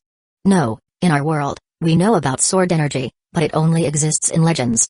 Wood must have gained this power, like I did earlier, after coming to this world and receiving special abilities. Thinking back to how his body had moved on its own earlier, Saito quickly attributed Wood's power to their familiar marks. Looking at Wood on the field, Saito couldn't help but feel envious. Compared to his ability to move more agilely, he envied Wood's sword energy even more. We're both men. Who wouldn't want to have a move that's both cool and powerful? Kercha, Tabitha, as he said, you should face him together. When facing a powerful unknown force, maintaining enough respect and caution is essential. With Headmaster Rosman's words, Kercha and Tabitha had no reason to refuse, so they both stepped onto the field. What seemed like a predictable duel was suddenly pushed to a climax by Wood's unexpected display of power. Considering that Wood was a swordsman and could interrupt their spells during casting, Kercha summoned her high-level familiar as soon as she stepped onto the field. A fire salamander the size of an adult, capable of casting numerous fire-based spells. Chapter 103, The Incredible Swordsman Flame, Gavarus. If he tries to interrupt our casting, attack him. Kercha ordered her familiar, and then quickly pulled out her wand, chanting a spell at high speed. Kercha specialized in fire magic, and she had already reached the level of a line mage. As for the girl beside her, Tabitha, she specialized in wind magic, and her magic level had even reached the triangle tier. In the domain of wind magic, Tabitha had even surpassed the professors at the academy, earning her the title Tabitha of the Gale. In this world, magic is classified into different levels, with 6 tiers based on the power of the spells that can be cast. The first tier is Dot, which is the basic level of magic and represents the proficiency level of most students at the academy. The second tier is Line, which indicates that a mage has become a fully capable magician, able to handle various situations. The third tier is Triangle, marking a magician as an elite, with a deep understanding of magic. The fourth tier is Square, and only a handful of magicians in the current magical world have reached this level, typically high-ranking figures like the Pope or the Elf King. The fifth tier is Pentagram, and it's said that only the founder Brimrever reached this level. As for the final 6th tier, it's rumored to exist only in legends, with the founder Brimmer claiming that an even higher level exists, though no one has ever reached it. As soon as the referee, Professor Colbert, announced the start of the duel, Wood's right foot shattered the ground beneath him, and his body instantly transformed into a blur, shooting forward like a bullet. The speed Wood displayed in that moment left everyone stunned. Saito had already impressed them with his speed when he defeated Gitch, but Wood's speed was even more astonishing. Kercha had originally planned to have her familiar, Flame, keep Wood occupied while she cast a powerful spell from a distance. However, upon seeing Wood's incredible speed, she quickly changed her plan, abandoning the long casting time required for powerful spells and opting for quicker, smaller spells instead. It was clear that Wood's advantage lay in his mobility. If he got too close, the physically frail magicians would stand no chance against a swordsman. Even the most powerful spells were useless if the caster couldn't complete the incantation. As Kercha chanted rapidly, the magical runes in front of her began to glow, forming a series of symbols. Just as Wood was about to reach her and interrupt her spell, Flame, ever vigilant, unleashed a torrent of fire directly at him. One advantage familiars have over magicians is that they can use magic without chanting because these abilities are more like innate powers to them. The fiery blast surged toward Wood, but before it could even scorch his skin, he sliced through the flames with a single stroke of his sword, scattering them into a spray of embers. Seeing her master in danger, Flame loyally lunged forward. But before the salamander could unleash a second wave of flames, Wood's unassuming fist landed squarely on its stomach, and with a firm grip on its tail, he flipped the creature over his shoulder, slamming it into the ground with such force that it left a crater, rendering the familiar unable to continue the fight. This high-level fire-type familiar, Flame, couldn't even withstand a single blow. Wood's display of power shocked both Kercha and Tabitha, but at least Flame had bought enough time for Kercha to complete her spell. Fireball. With the spell complete, Kercha waved her wand towards Wood, and a barrage of basketball-sized fireballs rained down on his position like a meteor shower. At the same time, Tabitha also made her move, summoning a fierce wind with her massive wand, which was almost as tall as she was. The wind fueled the flames, causing the fireballs, which were originally the size of basketballs, to swell to more than double their size in an instant. Thanks to the wind, the speed of these fireballs also increased dramatically. As the fireballs rained down, the entire arena heated up intensely, and the students watching couldn't help but gasp in amazement. Although Kercha was only a line-level magician, with Tabitha's wind magic enhancing her flames, the power of the combined magic had reached the triangle level. As the referee, Professor Colbert considered stepping in to rescue Wood, who was about to be engulfed by the fireballs. But when he saw the calm expression on Wood's face, he hesitated and stopped himself. Clearly, Wood's expression wasn't one of desperation, it suggested that he still had something up his sleeve. TSK, this body is so much weaker than my one in the pirate world. My speed and strength aren't even close to what they used to be. But with my observation hockey, dodging an attack like this should still be doable. Despite being in a dire situation, Wood remained calm, even finding time to criticize the weakness of his current body. Boom. Boom. Boom. Boom. The fireballs struck the ground one after another, leaving behind charred craters, with Wood's figure completely enveloped in flames. Wood. Headmaster Osmond, didn't you say earlier that if things got too dangerous, the professor acting as the referee would intervene? Henrietta, who hadn't known Wood for long, didn't have deep feelings for him yet, but in this world, the bond between a mage and their familiar was stronger than that between lovers or even family. With Wood now engulfed in a sea of flames, Henrietta was understandably worried, and she even prepared to use her water magic to help. But before Headmaster Osmond could respond, a flash of sword light cut through the flames, and the raging inferno split apart as if it were a curtain, revealing Wood emerging unscathed. Not only was Wood unharmed, but even his clothes were untouched, leaving everyone present in stunned silence. Impossible. Even if you could use magic, there's no way you could have chanted a spell in such a short time. What did you do? No one was more shocked than Kercha, who had been certain of her victory. From her perspective, her magic had been executed perfectly. But the result before her was something she simply couldn't accept. Chapter 104, How could martial arts reach such superhuman levels? Fireball. Kercha, unwilling to accept defeat, swung her wand once more. The fire elements lingering in the air quickly gathered again, forming fireballs at an incredible speed. As the fireballs rained down once more, this time Wood didn't stand still but started moving rapidly. Now, everyone could clearly see why Wood had emerged unscathed from the previous sea of flames. Kercha had impressive control over her magic, each fireball accurately targeted Wood's position. However, the martial arts skills Wood displayed were even more astonishing. The basketball-sized fireballs whizzed toward him, yet Wood easily dodged them with subtle movements. Tilting his head, twisting his body, or even using a backbend. Not only was he avoiding the magic with minimal effort, but he also maintained incredible speed as he continued to advance toward Kercha and Tabitha. As Wood closed in, reaching the range where his sword could strike, Kercha's face showed clear panic. But at that moment, the girl beside her, Tabitha, blew a whistle, summoning a large blue dragon to dive down from above. The dragon used its wings to create a gust of wind that blew Wood back. Then, it swiftly swooped down, grabbing both Tabitha and Kercha, lifting them into the air. Since the magical training ground was indoors, Tabitha's sylphid, a wind dragon, couldn't fly very high. Sylphid was a type of dragon with high intelligence and the ability to learn languages, and it could even use some ancient magic and transform into a human. Although Tabitha's sylphid was still young, it was already over 5 meters long. Carrying 2 people while flying was strenuous, but with the advantage of flight, ordinary humans wouldn't be able to reach them. Wood's combat prowess had exceeded Kercha and Tabitha's expectations. Initially planning to hold back, Tabitha now took the battle seriously. She raised her oversized staff above her head, causing the air temperature to drop suddenly as the moisture in the air quickly condensed, forming ice spikes around her. As she swung her staff, the ice spikes rained down like a sudden shower from the sky. Compared to Kercha's fireballs, Tabitha's ice spikes were faster, more numerous, and more concentrated. Even in terms of spellcasting speed, Tabitha was clearly far superior to Kercha. As the overwhelming barrage of ice spikes descended, everyone thought that this time, Wood wouldn't be able to defend himself. But once again, Wood shattered their expectations of what a swordsman could do. Using just a low-quality sword made from earth magic, Wood moved it so quickly that it created a nearly impenetrable defense. His sword swung so fast that the onlookers could only see the afterimages of his arm. With a series of sharp clinks, Wood deflected hundreds of ice spikes, sending them flying. No way. Is this guy really human? I've never heard of a swordsman being capable of such feats. Even Kercha, riding on Sylphid, now looked at Wood with a mix of shock and fear. Tabitha was no ordinary opponent, her casting speed and power far surpassed Kercha's. If Wood had dodged her fireballs with speed, that could be explained by quick reflexes. But for him to block all of Tabitha's attacks with his sword, his martial arts skills had to be beyond human. My attack isn't over yet. Compared to Kercha's panic, Tabitha, who had been through countless tough battles since childhood, remained calm. Seeing Wood perfectly defend against her magic did surprise her a bit, but she quickly regained her composure and proceeded with her next attack. As a magician, staying calm under pressure was crucial. Only by keeping one's wits could the tide of battle be turned. The ice spikes that Wood had deflected earlier didn't disappear after hitting the ground. Instead, they formed a thin layer of frost that spread quickly across the ground, soon freezing Wood's feet in place.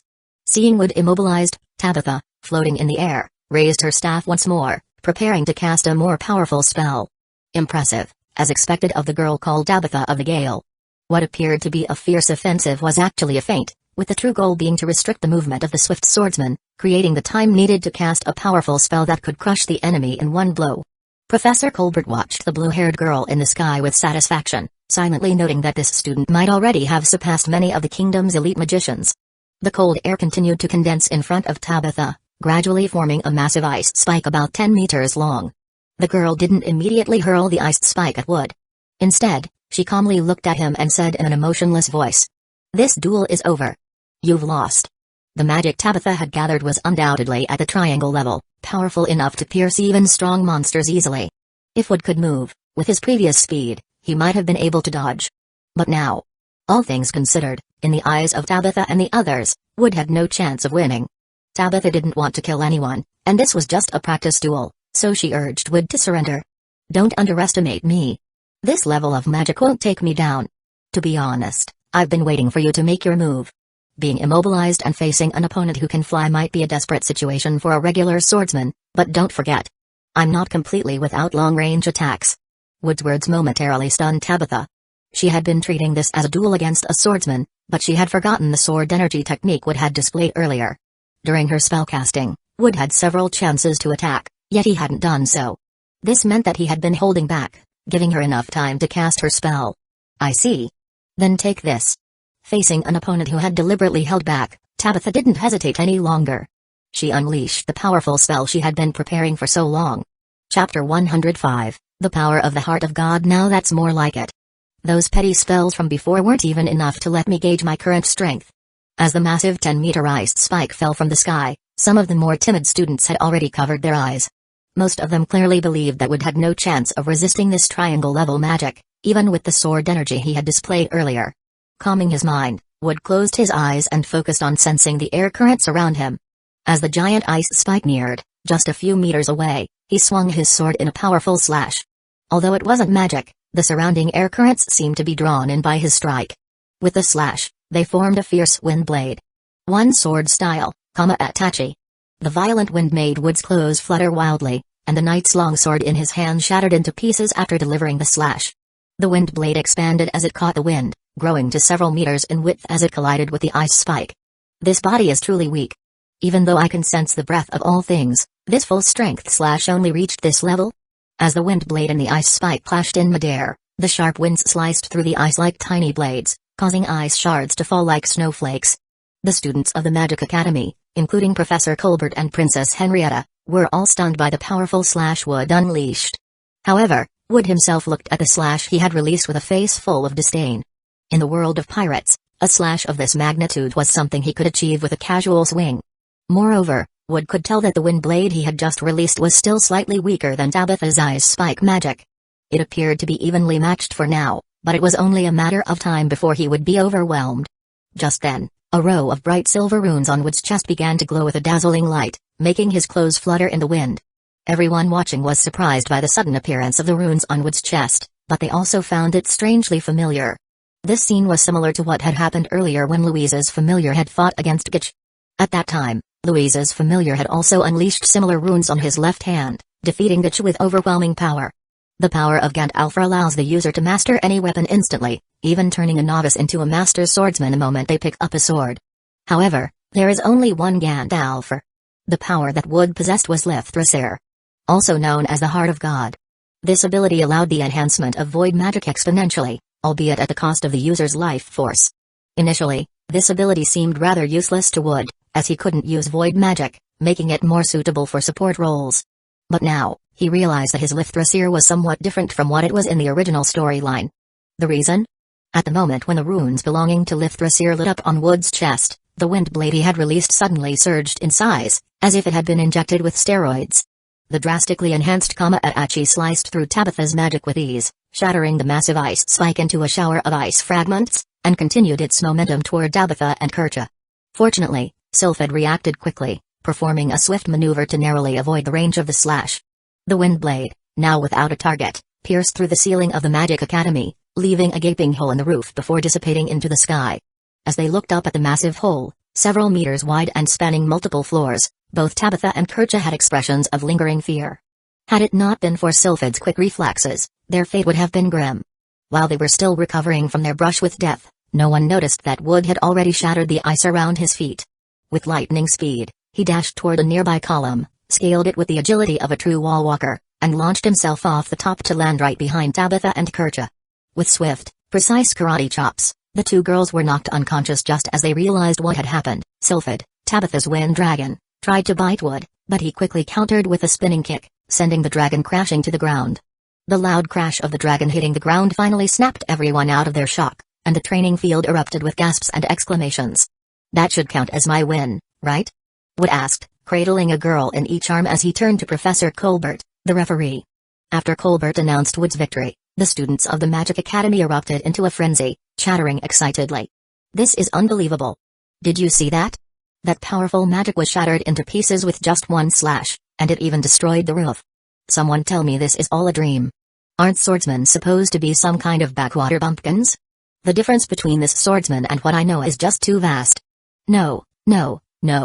You only noticed the flashy slash at the end, but you overlooked everything else.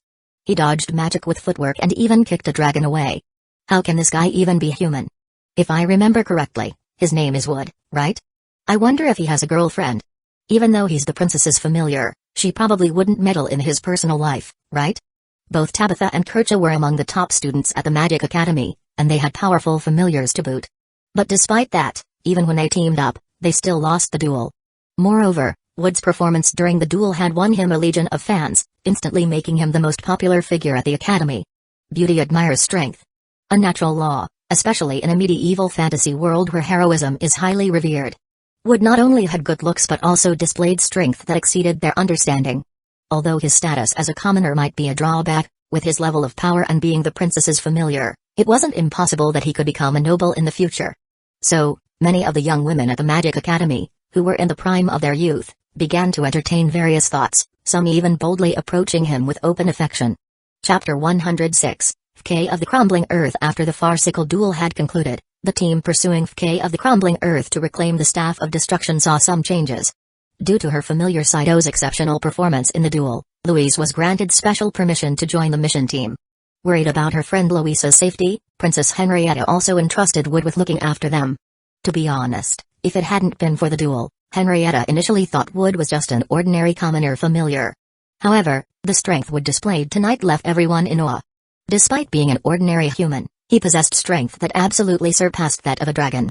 Previously, Henrietta had been concerned about how to handle Wood's situation. It must be noted that the current ruling power in Tristane is held by Henrietta's mother, the Queen, as there is no king. Henrietta also has no siblings. In other words, the royal family of Tristane is entirely female. Even though Wood is Henrietta's familiar, bringing a young man back to the palace might invite some gossip. But since Wood has proven himself with such outstanding martial skills today, all those concerns were now easily resolved. Henrietta could appoint him as her personal knight, making it perfectly acceptable for Wood to accompany her back to the palace without raising any eyebrows.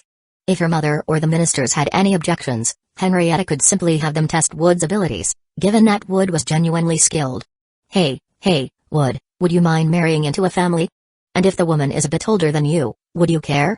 On a rural path leading to a small village, a group of young men and women was discussing their plans aboard a cargo carriage.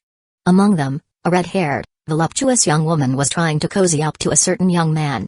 Her ample bosom pressed against the boy, making the other boy across from them, dressed in a tracksuit, gulp nervously. Meanwhile, the girl beside him was gritting her teeth in frustration.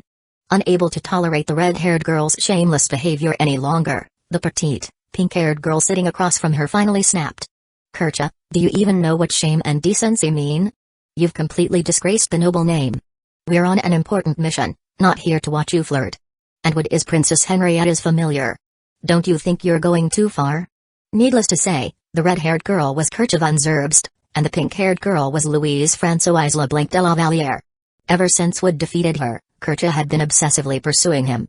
As Kercha's longtime rival, Louise was naturally furious to see her making advances on her familiar, especially since Kercha was now also targeting Princess Henrietta's familiar. Louise wasn't about to let her get away with it. In an effort to prevent Wood from falling for Kercha's charms, Louise began to list out all of Kercha's past misdeeds, proving that she was a notorious man-eater. This time it's different, Louise. If Wood is willing to accept my feelings, I'll give up all my bad habits. The Zerbst family motto is to seize the initiative when encountering an excellent man. Although Wood is Princess Henrietta's familiar, they don't have any romantic ties, right? Even as his contract master, Princess Henrietta has no right to interfere with my pursuit of him. So, Louise, what grounds do you have to stop me? As Louise was about to use her usual unreasonable argument to deflect, Bitch the Grandmont, who was driving the carriage, suddenly issued a warning. The reason Bitch remained in the team after Wood and Louise joined was largely due to his mole familiar, Verdandi. Verdandi had an extremely keen sense of smell, especially when it came to rare and valuable items. When Fkay stole the Staff of Destruction from the Academy of Magic, she also made off with a number of other precious gems and magical materials. It was thanks to Verdandi's tracking abilities that Wood and the others were able to pursue her to this abandoned village. In the original story, Louise and her group found Fkay because she had deliberately led them there. After stealing the Staff of Destruction, Fkay had no idea how to use it, so she intended to have the Gandalf figure it out for her. But things didn't go as planned. However, this time, Fkay stole the Staff of Destruction on someone else's orders, and this abandoned village was the place where she was supposed to make the exchange with her client. What Fkay didn't expect was that before the client could show up, the Academy of Magic students had already caught up with her. As a professional thief, Fkay would normally choose to flee in such a situation. But when she realized that her pursuers were only students from the Academy of Magic, not the professors, she relaxed. Having infiltrated the Academy for some time, Fkay had a good understanding of its situation. While the students pursuing her were indeed some of the Academy's top performers, in Fkay's eyes, they were just a bunch of inexperienced kids. With the appointed time with her client fast approaching, if she chose to flee now, the Staff of Destruction might end up being useless in her hands. And when she looked at her pursuers, she only saw a group of students with no real combat experience. So, after a brief moment of hesitation and confirming that there were no other ambushes nearby, Fkay decided to make her move. As her title suggests, Fkay was an expert in earth magic. Almost as soon as Gitch issued the warning, a giant golem, over 10 meters tall, erupted from the ground and swung a massive fist at the carriage carrying the group. For those untrained in physical combat, if they didn't use magic to defend themselves, a single punch from the golem would be fatal. The earth golem was over 10 meters tall, and FK, dressed in a black robe, stood on its shoulder. The golem's massive fist, as large as a horse, smashed the carriage to pieces in an instant. Even the horses pulling the carriage were killed instantly. However, as FK looked at the shattered carriage and then at the few figures standing nearby, a hint of surprise appeared on her face. Chapter 107, Wood, is this all you've got? I didn't expect those two familiar kids, who I thought were just commoners, to have such skills. I really underestimated you before. The carriage was completely shattered by the golem's blow, yet Louise and her companions emerged unscathed. When FK attacked, both Wood and Saito reacted instantly. Wood leaped off the carriage immediately, carrying both Tabitha and Kercha in his arms. Meanwhile, Saito held Louise in one arm while brandishing the rusty sword Derflinger, which Louise had previously bought for him at a second-hand market.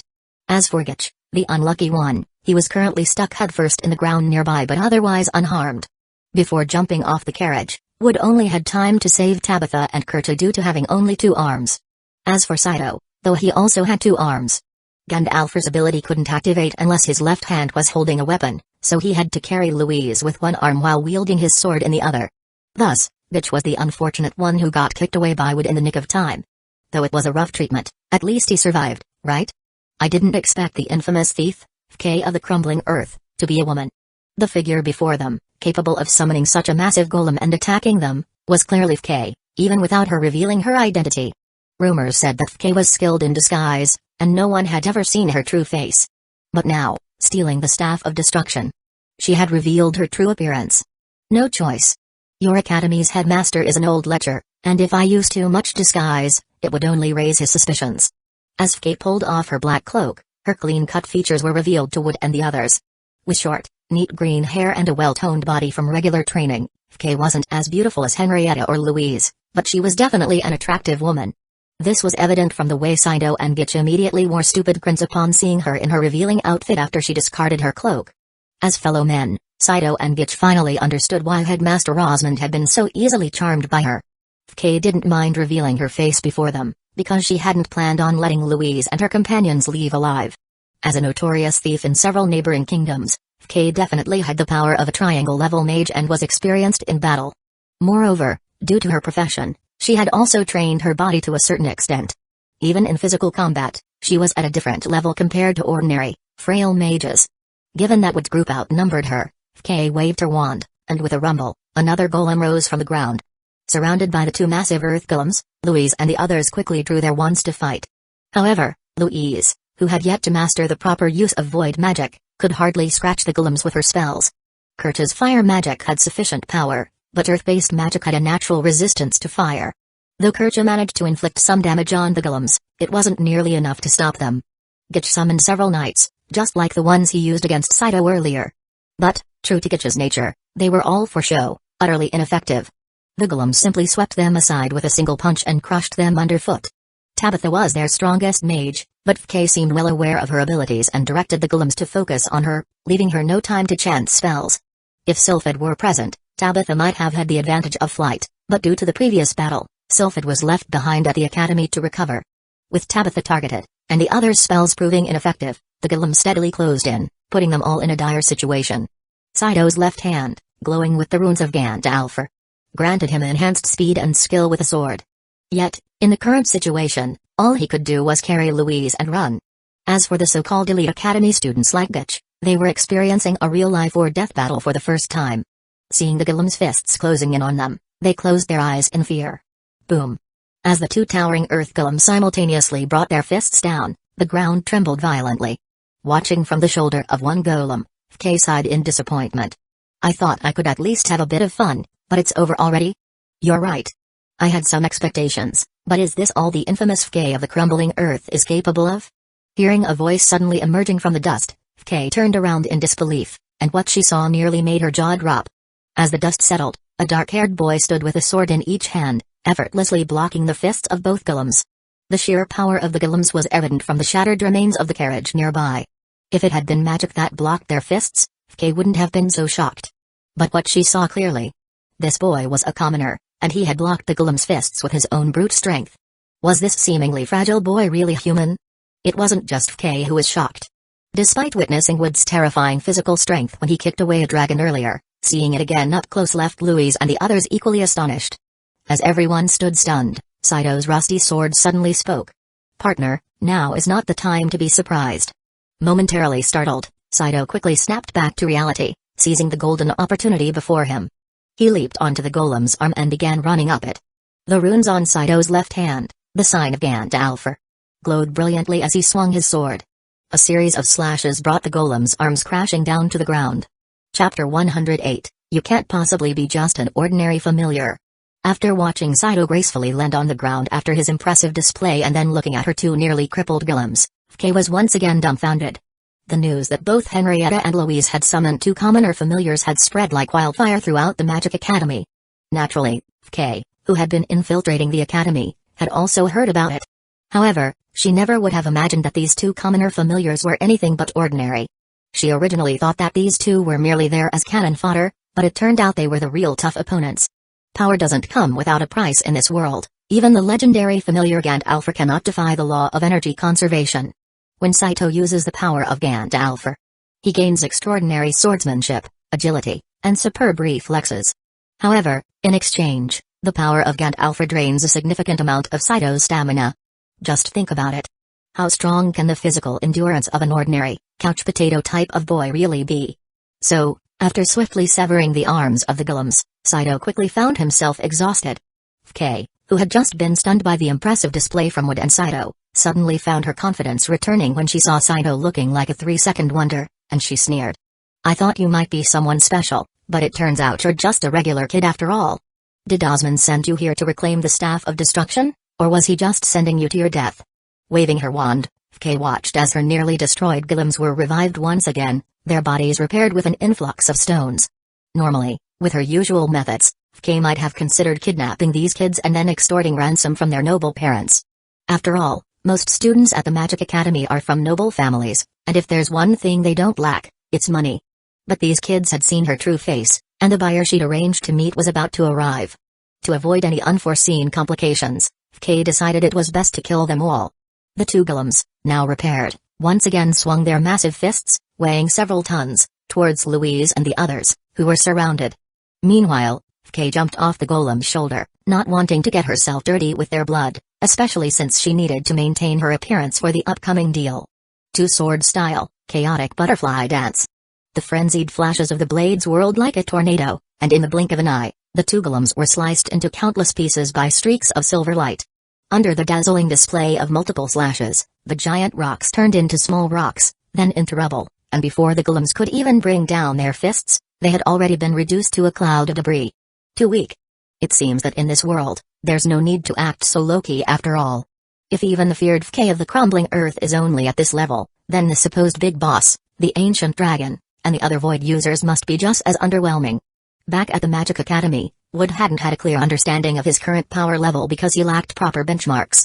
After all, while Tabitha and Kercha were important characters, they didn't appear in battle very often. And since Louise and Saito were the ones driving the main plot, Wood hadn't been too clear on where Kercha and Tabitha stood in terms of power in this world. But after facing Kay, Wood now had a clearer understanding of his own strength. Kay was a notorious thief across several neighboring countries, evading capture thanks to her considerable power. Yet, in Wood's eyes now, the strength that had allowed her to remain at large seemed rather unimpressive. Now that he had both knowledge of the storyline and power that allowed him to run amok in this world, there was no reason to hold back. The faster he completed the storyline and returned to the world of One Piece, the better. The power of Lithrasir. The god's heart, originally seemed quite lackluster, as it could only boost the strength of void magic. However, it was clear now that the god's heart power he possessed was an enhanced version. Looking back, when he fought against Tabitha and the others, the power boost from Lithrasir seemed limited, but that was only because Wood's current body in this world was relatively weak. Just imagine. If he unleashed the full power of his One Piece world self, then used the power of Lithrasir to multiply that strength several times, how terrifying would the result be? There was no denying that using Lithrasir came at a great cost. It drained his own life force. But in a critical situation, this power could be his ultimate trump card. The two towering golems had turned to dust in an instant, leaving not only Fk but also Louise and the others utterly shocked. Wood dashed forward, trying to capture Fk alive, but her years as a thief hadn't been for nothing. Although she was stunned by the sudden destruction of her golems, she quickly recovered and threw aside her wand, pulling out a dagger from her belt instead. Clang! The long sword clashed with the dagger, producing a metallic ringing sound in the air. In terms of strength, Fk was no match for Wood. Although her dagger managed to block his sword, she used the momentum of the impact to perform a series of agile rolls, creating some distance between herself and Wood. Who the hell are you? A regular commoner couldn't possibly have this kind of power. No, not even the strongest knight in the kingdom could wield such strength. Fk, having put some distance between herself and Wood, retreated under a tree. Her already scant clothing, further disheveled from dodging Wood's attacks, revealed even more skin, causing Saito and Gitch to start drooling. However, despite her predicament, Fk had no time to worry about her clothes.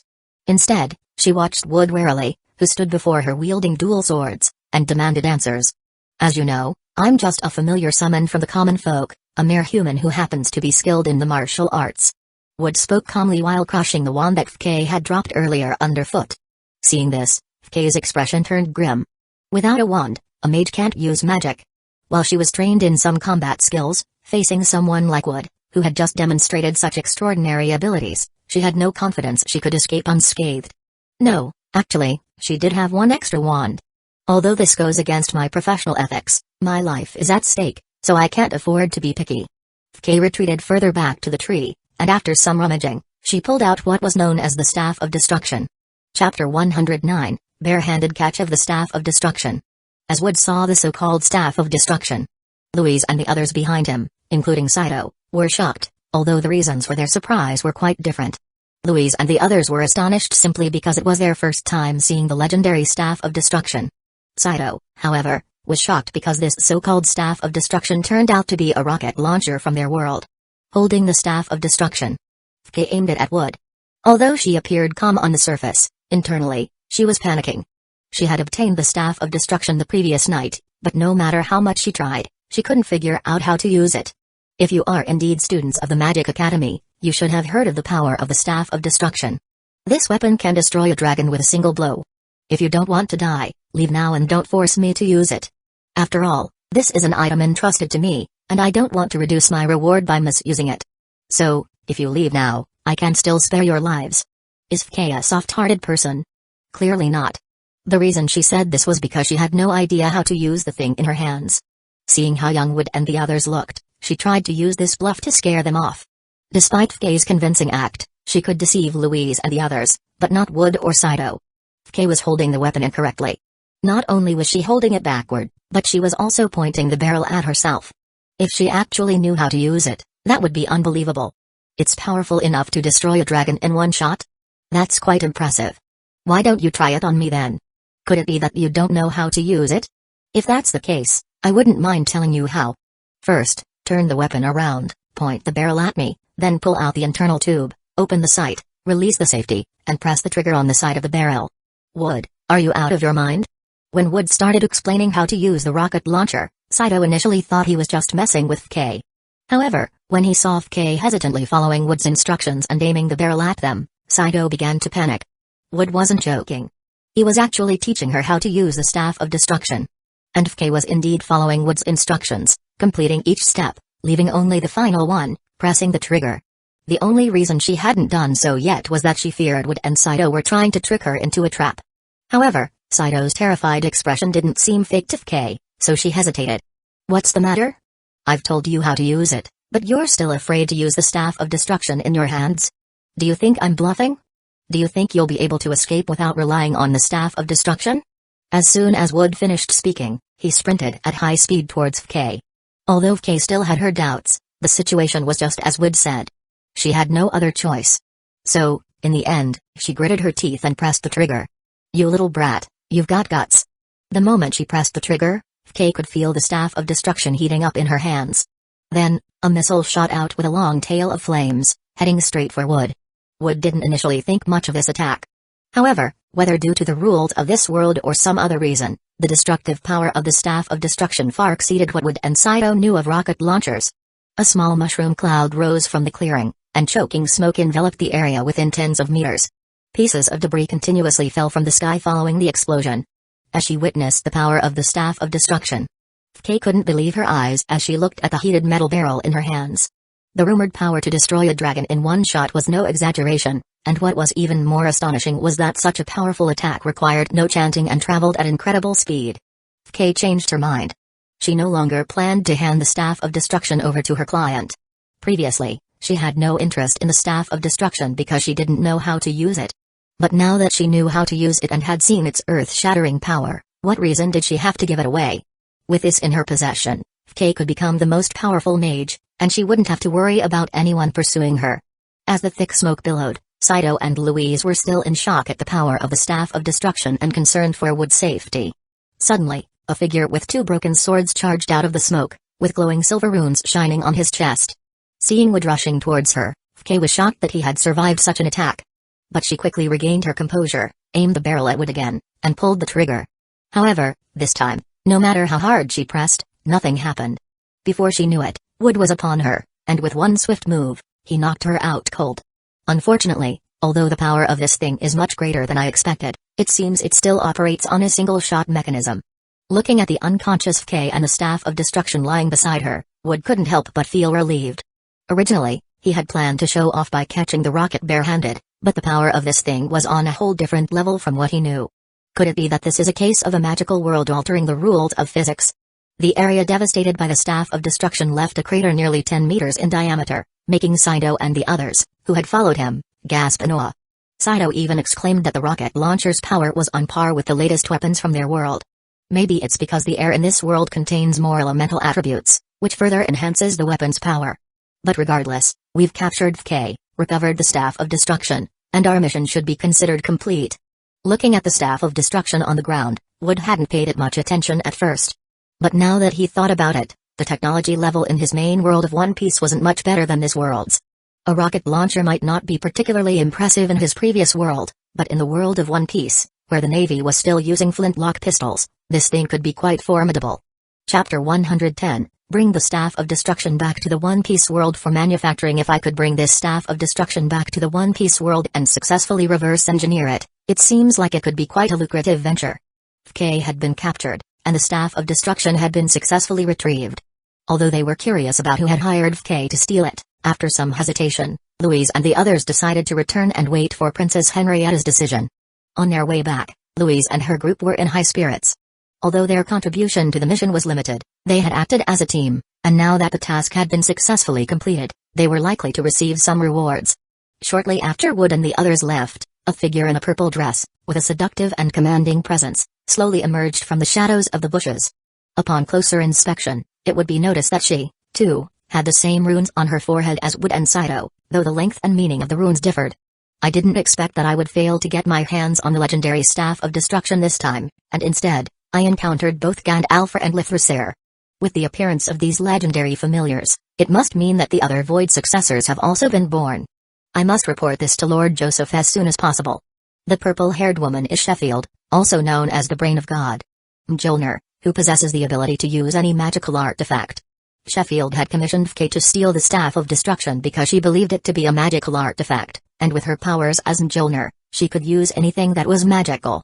However, what she hadn't expected was that the Staff of Destruction was actually a weapon from another world, and that the Void successor in Tristane had already appeared. Gandalf sighed, that Lithrisir from earlier was so powerful that it defied common sense and might obstruct the mission that Lord Joseph had assigned to her. The Halkegenia continent mainly consists of several kingdoms, with Tristane being a small kingdom located in the northwest of the continent. Nearby are two other kingdoms, the Kingdom of Gallia and the Kingdom of Albion. Tristane, where Wood and the others reside, is actually geographically disadvantaged and the weakest of these kingdoms. Joseph, a Void successor and the King of Gallia, is also known as the Inept King due to his poor magical talent. Sheffield, as Mjolnir and Joseph's familiar, had been ordered to destroy both the Kingdom of Albion and the Kingdom of Tristane. Albion, once a prosperous kingdom, had fallen into civil war due to Sheffield's intervention. Among the royal family, only a prince named Wales Tudor remains. Once this Prince Wales is dead, Sheffield would be able to use magical artifacts to control the minds of Albion's high command, leading them to wage war against Tristane. In terms of military strength, the remote kingdom of Tristane could never stand up to the might of Albion, allowing Sheffield to perfectly fulfill the mission given to her by her master. The Staff of Destruction was originally intended by Sheffield to eliminate Prince Wales, but this new development had thrown a wrench into her plans. After successfully completing the mission and returning the Staff of Destruction, Wood and the others were warmly welcomed back at the Magic Academy. To honor their accomplishments, the Academy not only awarded them medals but also arranged a banquet in their honor. Louise and the others, dressed in their finest attire, became the stars of the evening. In this world, nobles are proud and full of a sense of superiority. They live for honor and can even die for it. Even if their actions are motivated by money or a love interest, they prioritize noble pride and honor above all else.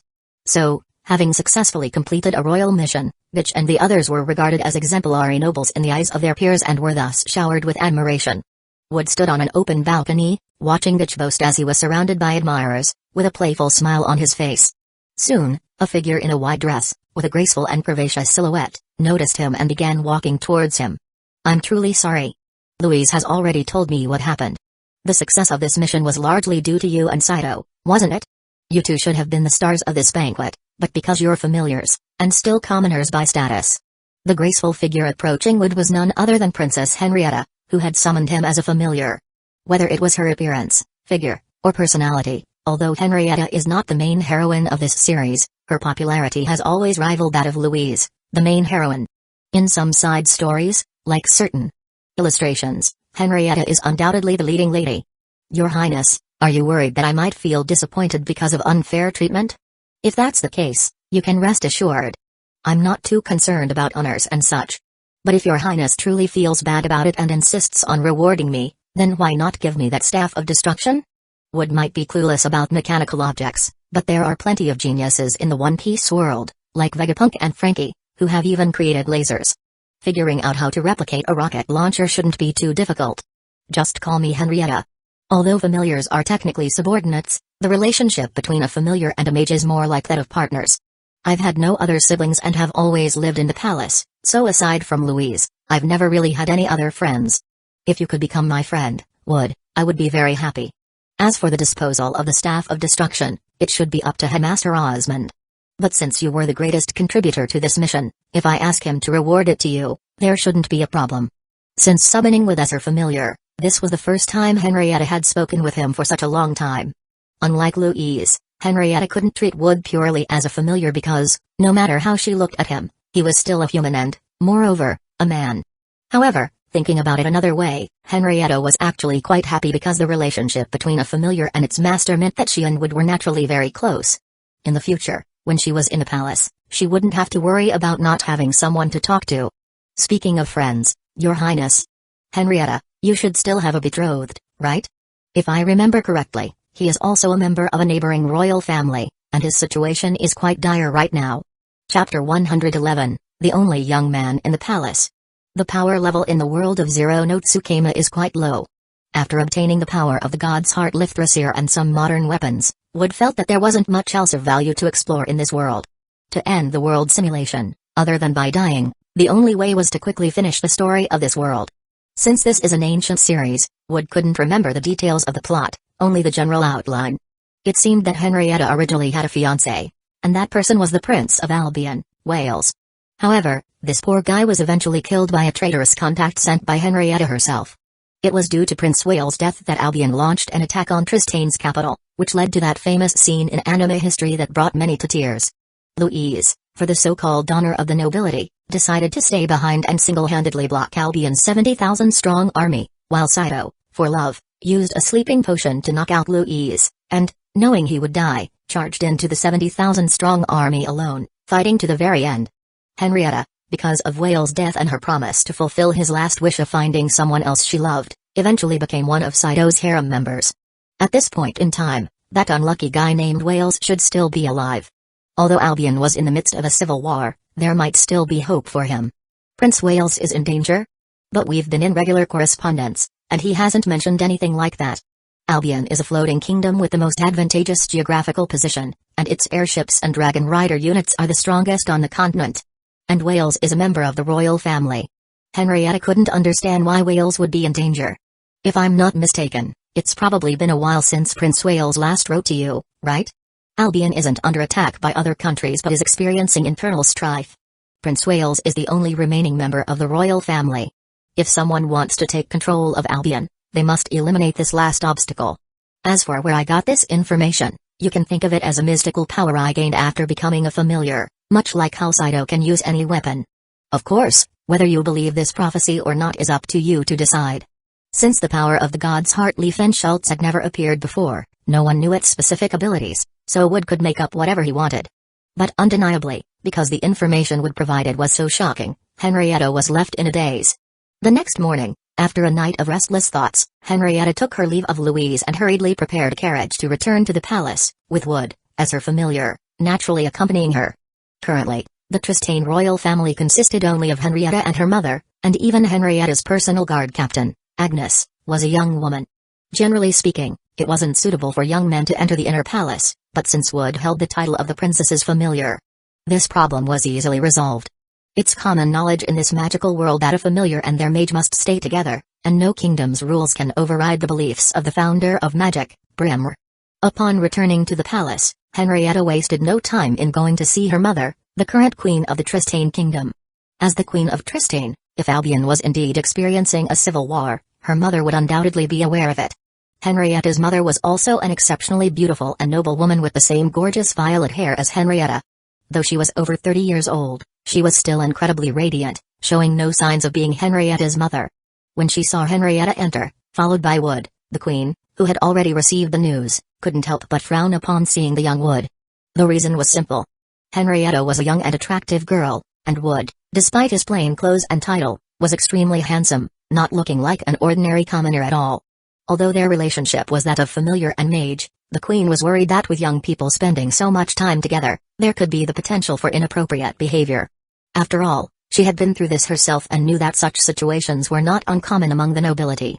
But if it were just ordinary nobility, it wouldn't be a big deal. However, Henrietta's status was special, and the queen didn't want any scandal that could harm the royal family's reputation before Henrietta's marriage. Noticing the queen's displeased expression, Henrietta, who was clearly anxious, didn't pay much attention and immediately asked the question that was most urgent to her. "Mother, has our neighboring country Albion erupted into a civil war?" Hearing Henrietta's question, the queen showed a surprised expression and then turned to look at her minister. The minister slightly shook his head, indicating that he had not revealed anything to the princess. Henrietta wasn't stupid. The queen didn't say anything, but the interaction between her and the minister was enough to let her know what was happening. "Mother, why didn't you tell me that Albion is in such turmoil? Moreover, our relationship with Albion has always been good, and Prince Wales is my fiancé. In such a crisis, shouldn't we, the Tristane kingdom, do something?" From the queen's and the minister's reactions, Henrietta was now sure that Albion was indeed in the midst of a civil war. This meant that Wood's prophecy was accurate and that Prince Wales was likely in grave danger. "I am the queen of Tristane, and it is up to me to decide what course of action to take. Do you think I don't want to help the Albion royal family suppress this rebellion? The key is that our Tristane is not strong enough to compare with Albion. If the faction against the royal family wins, Tristane will be the new Albion kingdom's enemy. I need to be responsible for all the people of Tristane. Do you understand, Henrietta? If I'm not mistaken, you probably ran off to the Tristane Magic Academy again today. Instead of wasting your time and acting on impulse, you should be studying how to govern a country in your room, rather than being here and giving me a headache, Henrietta. And don't even think about secretly sending your personal guards or trusted aides to Albion, because according to reliable information we've received, Prince Wales is very likely already dead at the hands of the rebels." Chapter 112, Wood, My Power to See the Future. The Queen of Tristane was somewhat relieved. As Henrietta had mentioned, Tristane had always maintained good relations with Albion, and she had indeed intended to send aid to the Albion royal family.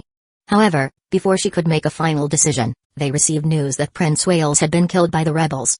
With Prince Wales being the last remaining member of the Albion royal family, his death signified that the Kingdom of Albion was now under the control of new leaders. If Tristane had sent troops to support Prince Wales at that time, they might have become a thorn in the side of Albion's new rulers. When the Queen shared this information, both Henrietta and Wood were taken aback, their faces showing disbelief.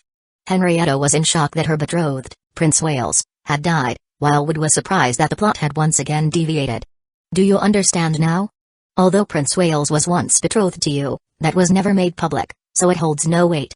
Now that Albion's royal family has undergone a complete change, our priority should not be provoking them but figuring out how to establish a new friendship with them." Henrietta, upon hearing of Wales's death, collapsed to the ground, her body limp. Was Henrietta's relationship with Prince Wales really that deep? Not exactly. Henrietta's interactions with Prince Wales were limited to a few brief meetings during their childhood. As shown by the fact that Louise was her only childhood companion, Henrietta's childhood was incredibly lonely. During that time, the handsome and charismatic Prince Wales suddenly entered her life, and the young, impressionable Henrietta couldn't resist his sweet words, leading her to pledge herself to him. Even though they had little time together and no significant experiences, Henrietta still saw Wales as her beloved. Learning of his death was a heavy blow to her. Seeing her daughter's state, the Queen felt a pang of heartache but kept a stern expression. "You are the sole heir to the throne of Tristane, destined to be the next queen. I don't need to tell you how heavy the burden on your shoulders is. Sometimes, personal feelings must be set aside for the good of the kingdom." As the Queen was reprimanding Henrietta, Wood stepped forward. "Your Majesty, instead of reprimanding the princess, I believe it would be wiser to prepare for what is coming. If what you say is true, that Prince Wales is dead, then Albion will soon attack Tristane." Hearing someone interrupt her while she was scolding her daughter, the Queen of Tristane looked displeased, especially when she saw that it was Wood. She even considered punishing him. However, as she pondered Wood's words, her expression shifted to one of disbelief, and she stared at Wood intently. "What do you mean by that? Even if Albion is now ruled by new leaders, there's no reason for them to suddenly attack Tristane." The Queen of Tristane thought it was simple. While Albion's new rulers might not be as friendly as before, there was no bad blood between them, so why would they suddenly wage war on Tristane? "Has your Majesty considered why Albion suddenly fell into chaos and why the royal family was slaughtered, leaving only Prince Wales? Let me be frank. As a familiar summon to this world, I possess a certain ability to foresee the future, allowing me to glimpse brief moments of what is to come. Princess Henrietta knew Prince Wales was in danger because I foresaw it. And just now, I saw a new vision of the future. A hidden mastermind is using the legendary Ring of Andvari to grant the deceased Prince Wales a false life and command him to order an attack on Tristane under the guise of royal authority. Given Henrietta's current state of shock, it was unlikely she could provide any proof of his powers, so Wood had no choice but to directly confess his fabricated ability to the Queen. In theory, a commoner suddenly claiming to have such abilities in front of a nation's ruler would be considered insane and thrown out. But with Henrietta's example and Wood being an unprecedented human familiar, the Queen of Tristane couldn't help but wonder if there was truth in Wood's words. If Albion were to attack Tristane, they would likely target the harbor first, giving them a strong foothold for a landing operation. Albion is renowned for its aerial forces. I believe their scouts are already over Tristane. While Tristane might not have a Dragon Knight Corps, you do have airships, but I suspect they've already lost contact." Seeing how Wood analyzed the situation so thoroughly, the Queen of Tristane, despite her doubts, immediately summoned General Gramont, Bitch's father. When the portly middle-aged man heard why the Queen had summoned him, he burst into laughter, confidently assuring her that the aerial forces were perfectly fine and urging her not to listen to the ramblings of an unknown person. To further prove his point, General Gramont attempted to contact Tristane's aerial forces in front of everyone. However, he quickly found himself in an awkward position when he realized that they had suddenly lost contact with the forces monitoring Tristane's borders. It must be that they're busy with something important or that communication is disrupted due to the distance. I think they've probably been taken out. If they want to catch Tristane off guard, they first need to blind Tristane. Albion is likely already mobilizing its army. Once their forces are gathered, can an unprepared Tristane withstand their assault? Wood knew that in this upcoming battle, Albion would throw everything it had at Tristane in a desperate gamble. The one controlling Prince Wales and issuing the orders was Sheffield, the mind of God. She cared little for what would happen to Albion after defeating Tristane. In fact, her mission was to bring down both Albion and Tristane. Chapter 113, The Dire Situation of the Kingdom of Tristane. The Queen of Tristane began to feel uneasy when she couldn't get in touch with the Tristane aerial forces stationed at the border. Although she didn't want to believe what Wood had said, she couldn't afford to take the risk. If things were truly as Wood predicted, Tristane's current defense forces would be woefully inadequate to fend off an attack from Albion's army. Already weaker in national power, and with their defenses down, the most likely scenario would be Albion's forces swiftly breaking through to the capital. Marshal Gramont, regardless of whether this is true or not, I need you to immediately summon all the generals in the kingdom. Gather your soldiers and head to Tristane's harbor to fortify our defenses. If this turns out to be a false alarm, then consider it a military exercise. But if it's real. If the situation was real, the Queen of Tristane wasn't sure what they could do next. If Albion had been planning this for a long time, Tristane wouldn't be able to muster enough troops from across the kingdom to resist their advance in such a short time. The Queen could only hope this was just a false alarm, But her instincts as a woman told her that things wouldn't be that simple. Your name is Wood, correct? You claim to have the ability to foresee the future and have seen that Albion's internal strife was caused by a hidden mastermind. Do you know who this mastermind is? The fact that the Queen of Tristane asked this question indicated that she was starting to believe Wood's words. Wood didn't hold back the information, considering he had already determined that his strength was sufficient to dominate this world. There was no longer any need to be cautious. Now, he only wanted to reap the rewards and return to his original world. Your Majesty, have you heard of the inheritors of Void? The so-called Void is the magic used by the founder Brimmer, and it's said that 4 descendants have inherited his magic. The familiars of these 4 Void inheritors are known as the left hand of God, the right hand of God, the heart of God, and the mind of God. The one causing turmoil in Albion this time is the mind of God, Mjolnir. She possesses the ability to use any magical artifact and first took control of certain members of the Albion royal family, causing them to turn on each other. After fully seizing control of Albion, she opened the royal treasury, gaining access to numerous magical artifacts. So, the forces attacking Tristane this time may not only consist of Albion soldiers but also many powerful monsters summoned by her using these artifacts. Mjolnir's power allows her to use magical artifacts without any cost, including mana consumption. Given the wealth of a kingdom's treasury, Sheffield, known as Mjolnir, could easily amass a formidable force using these magical artifacts in a short time. This shows that under certain conditions, the mind of God's power is more suited to large-scale battles than that of the other legendary familiars. Void magic and the legendary familiars. So, you, as a familiar with such incredible strength, are also. Yes, I am indeed one of the legendary familiars, known as the Heart of God, Liftrisir. However, unfortunately, my contractor, Princess Henrietta, is not an inheritor of Void, which puzzles even me. Perhaps there are 2 Hearts of God, and I am merely one of them. The Queen of Tristane was well aware of the stories about the founder Brimmer and Void magic, and the Tristane royal family even possessed a magical tome detailing Void magic. However, the magic described in the tome was invisible to most people and impossible to use, so the royal family had always considered it just a legend. The tales of Void and their familiars weren't widely known, circulating only in ancient texts and among the royal families of a few kingdoms. Wood's knowledge of these details made the Queen of Tristane even more convinced of the truth in his words. I don't care whether Henrietta is an inheritor of Void or not, but I do have a request to make of you. This request is not from the Queen of Tristane, but from another. As a legendary familiar with such immense power, if Tristane cannot hold out, will you take my place in protecting Henrietta? Thanks to Wood's warning, Tristane might be able to make some preparations in advance. But the Queen had little confidence in their chances of victory. Albion's Dragon Knight Corps were the strongest on the continent of Halkegenia, and with an army of magical creatures summoned by magical artifacts, Tristane stood no chance. As the Queen, she represented the will of the entire kingdom and could not retreat, even if it meant death. But Henrietta was different. She was still a child and did not need to wait for death alongside her. Because she is the kingdom's sole heir and because her father died young, I have been very strict with her since childhood, which made her childhood very lonely. Now she has just experienced the pain of losing her betrothed. There's not much I can do for her anymore, so I can only, as a mother, plead with you to protect my daughter. It was clear that, seeing the vast difference in strength between Tristane and Albion, and with no other allies in sight, the Queen hoped Wood would help Henrietta escape as quickly as possible. Though she was the Queen, she was also a mother, and no parent wanted their child to suffer. While entrusting Wood with her daughter's safety, the Queen even handed him a key from around her neck, saying it was the key to the royal treasury. She urged him to take some treasures for their future life before fleeing. As for why the Queen trusted Wood so much, even to the point of entrusting him with her only daughter, it was because Wood was Henrietta's familiar. Once a familiar contract is established, a familiar will never betray its master. The bond between them is stronger than that of lovers, even stronger than that of blood relatives. Seeing the Queen's expression as though she were entrusting her daughter to him, Henrietta, who had been in shock, finally snapped out of it. Compared to her betrothed Prince Wales, whom she had only met a few times in her childhood, the thought of losing her mother was far more unbearable for Henrietta. If you're not leaving, then I won't go anywhere either. I have nothing left to lose. Having just lost her lover and now being told to leave her mother behind and flee, Henrietta could not accept this. This was the first time she had openly defied her mother, and her determination was unwavering.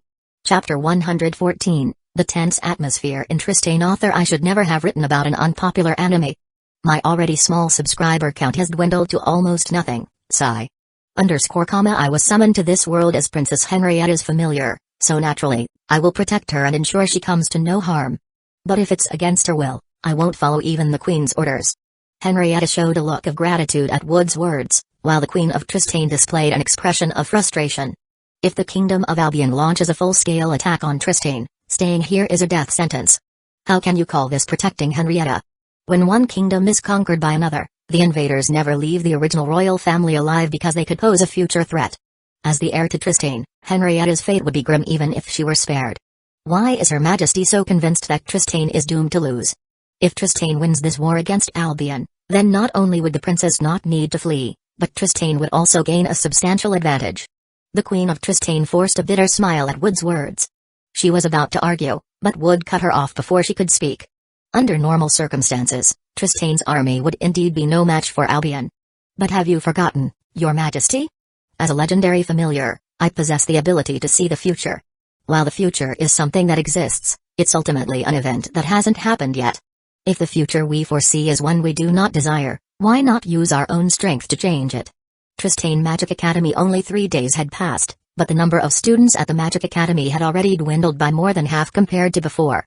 Thanks to Wood's warning, the Kingdom of Tristane had discovered in advance that the Kingdom of Albion was planning to wage war against them.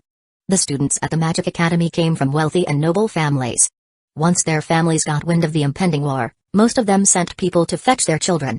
Among the students at the academy were not only the nobles of Tristane but also those from Germania and Gallia. Since Tristane and Albion were about to go to war, these students from other kingdoms had no reason to stay and risk getting caught in the conflict. The Valliere family, to which Louise belonged, had also sent someone to bring her home. On the one hand, they were concerned about her safety, and on the other, they believed that someone as inept as Louise wouldn't be of much help. Ever since Saito's impressive performance in the battle against Fk, his treatment had slightly improved. Now, he was allowed to eat at the table and converse with Louise as an equal. Aside from the fact that he still had to sleep on a bed of hay every night, Saito felt he could manage. After all, even though Louise's flat chest was nothing to look at, her face was still quite attractive. As long as she gave him some benefits daily, sleeping on hay wasn't completely unbearable. Today, Louise received a second letter from her family, in which her mother sternly ordered her to return home immediately. She warned that if Louise hadn't returned by the time a third letter was sent, her eldest sister, Eleonore, would personally come to fetch her. As the eldest sister, Eleonore was someone Louise feared most. If she came to the Magic Academy, Louise wouldn't be able to resist.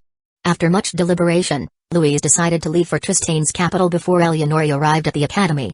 Saito, curled up in the hay, was dreaming of being surrounded by beautiful women when a sharp pain abruptly pulled him out of his dream just as he was about to make a move on a buxom lady. "Louise, what the hell is wrong with you? Do you have any idea what you just made me miss out on? I'm telling you, even a familiar has his dignity. Just because you're a little cute doesn't mean I won't fight back." The pink-haired girl who had brutally stomped on Saito was, unsurprisingly, Louise herself. Louise had initially planned to wake Saito more gently, but his pervy expression was so infuriating that she couldn't help but lash out with her foot. "Stop with the nonsense. Eleonore will probably arrive at the Magic Academy in a day or two, so we need to leave here immediately. Isn't that a good thing? At least your family's estate is safer than here, right?" Through his interactions with the maid Siesta over the past few days, Saito had learned why so many students were leaving the academy. Even in another world, war is unavoidable. As someone from a peaceful time, Saito naturally wanted to avoid the chaos of war. He thought that going home with Louise to wait out the conflict wasn't a bad idea. But before he could finish speaking, Louise's whip lashed out. "I am a noble. Running away would be the same as trampling on the honor of the Valliere family. Besides, Princess Henrietta is my best friend. She needs help now more than ever." As night fell, two figures quietly slipped out of the Magic Academy and, mounting a horse, began their journey to the capital of Tristane. Perhaps it was because of the natural authority masters hold over their familiars, or maybe Saito was just powerless against Louise's beauty. Either way, despite his reluctance, Saito eventually agreed to accompany Louise to Tristane's palace. Not only were Louise and Henrietta close friends, but after recent events and their shared circumstances, Saito and Wood had also formed a decent friendship. With both countries preparing for war, Tristane's capital was under heavy guard, even at night. Many of the capital's residents knew that Tristane stood little chance against Albion, so they had already begun leaving the city, hoping to board airships bound for Gallia or Germania. The once prosperous city was now in disarray, reflecting the approaching war. A noblewoman traveling with a swordsman, like Louise and Saito, was particularly conspicuous in such an environment, so it wasn't long before they were mistaken for spies and surrounded by soldiers. Chapter 115, The boy who can defeat 1,000. Louise wanted to prove her identity, but she realized that in her haste to leave, she hadn't brought any identification, neither the Magic Academy's student badge nor the Valier family crest. Just as the patrolling guards were about to arrest Louise and Saito, mistaking them for spies from the Kingdom of Albion sneaking into the capital under the cover of night, a young man's voice suddenly came from behind them. I was planning to go to the Magic Academy tomorrow to ask for your help, but it seems you've found your way here first. It's been a few days, Louise. And Saito. It seems your relationship has progressed quite well. The patrolling guards, recognizing the voice, immediately stood respectfully to the side, forming a passage for the person to pass through. As Louise and Saito wondered who this significant figure could be that knew them, a familiar face slowly emerged from the darkness. Wood. X2, Saito and Louise were both understandably shocked. The way Wood carried himself now was worlds apart from how he had been at the Magic Academy. Clad in a gleaming silver suit of armor that looked anything but cheap, with two finely crafted long swords at his waist, Wood now had a demeanor that could easily be mistaken for that of a noble or even a knight from an ancient and prestigious family. Before leaving the Magic Academy, Saito had thought that, like himself, Wood was also a familiar and, being in the royal palace, likely had a tougher time than he did. But now, seeing himself in his two-day unwashed tracksuit and holding a rusty old sword while Wood was decked out in regal attire that could make anyone look like a noble, Saito couldn't help but feel envious. Honestly, they were both summoned to this world as familiars. Sure, Wood's summoner was the esteemed princess, but a duchess's daughter like Louise wasn't much lower in rank. So why was Wood now commanding such respect and authority while Saito had to sleep on the floor and endure the occasional whip? They both came from another world, but the difference in their treatment was just too much. Wood's current position in Tristane wasn't particularly high, but he was indeed part of the nobility now. A few days ago, he had been knighted by the Queen of Tristane, becoming a chevalier. A royal knight, and was even granted the right to form his own order of knights. When Her Majesty the Queen issued the order, many ministers naturally opposed it. On one hand, it was because a commoner being elevated to nobility required significant contributions and achievements, and Wood had yet to make any. On the other hand, the powers granted to Wood were too extensive. As a royal knight, he could command the cities and the palace's soldiers at will and even had some authority over military matters. Many noble ministers believed that Wood was far too young, just a kid, to be commanding soldiers in battle. To address the ministers' concerns, Wood didn't put the Queen in a difficult position. Instead, he single-handedly challenged and defeated thousands of elite soldiers stationed in the royal capital. The outcome was clear. To the disbelief of everyone watching, Wood emerged victorious. Although the battle lasted several hours, Wood had truly demonstrated the legendary ability to take on 1,000 enemies single-handedly. Even after defeating countless knights, Wood was only slightly out of breath. Such skill and strength instantly silenced the ministers who had previously doubted him, fearing Wood might challenge them to a duel next. And when the Queen of Tristane witnessed Wood's prowess for the first time, her eyes sparkled with renewed admiration as she gazed at the young man standing victorious. Previously, when Wood claimed he could help Tristane, Her Majesty the Queen had viewed it as a desperate gamble worth trying. However, after witnessing Wood's extraordinary martial prowess, her confidence in him soared. Such awe-inspiring skills were beyond anything she had imagined. The power of a legendary void familiar was on a level far beyond her expectations. In fact, even Princess Henrietta, who had seen Wood fight before and knew her familiar was strong, had never imagined that he could be this powerful. Given her high hopes for Wood, the Queen of Tristane granted him even greater authority. Wood now had the right to command any Tristane army unit and even had the authority to execute decisions independently, without waiting for the Queen's approval, in special circumstances. The reason why the Queen trusted Wood so much ultimately boiled down to the fact that he was Henrietta's familiar, and Henrietta was Tristane's only heir. Familiars are bound by their contracts and cannot betray their masters, a fact that is common knowledge in this world. Therefore, to the Queen, Wood was unquestionably on their side. His reliability was even greater than that of other noble ministers. Thanks to that duel, Wood's name spread throughout the royal capital, calming the nerves of some residents and earning the respect of all the soldiers. After all, apart from a few officers who were nobles, most of the rank-and-file soldiers were commoners. Wood had been a commoner too, but he used his unmatched martial prowess to defeat hundreds of noblemen and other soldiers, making it difficult for the common soldiers not to admire him. Your Majesty, these two are the ones I mentioned earlier, the Void Mage of Tristane, Louise Valier, and her familiar, Gandalf. With Wood's endorsement, Louise and Saito naturally had no trouble securing an audience with the Queen of Tristane. Louise and Saito never expected that Wood could earn the royal family's trust in such a short time. So the legendary void magic truly exists, and it belongs to the young lady of the Valier family? By now, the Queen of Tristane was thoroughly convinced of the existence of the Void and the legendary familiars. After all, whether it was Wood's prophetic abilities or his performance in the duel where he single-handedly defeated thousands of soldiers, the Queen found it hard to believe that any ordinary person could possess such power. So when she heard that Louise and Saito were the legendary Void Mage and the familiar Gandalf, the Queen couldn't hide her delight. The Queen had witnessed Wood's power firsthand. If Louise and Saito were part of the same legendary legacy as Wood, it meant they must possess power comparable to his. Even if they were slightly less powerful than Wood, that was fine. With one or two more warriors of Wood's caliber, what did the Kingdom of Albion even amount to?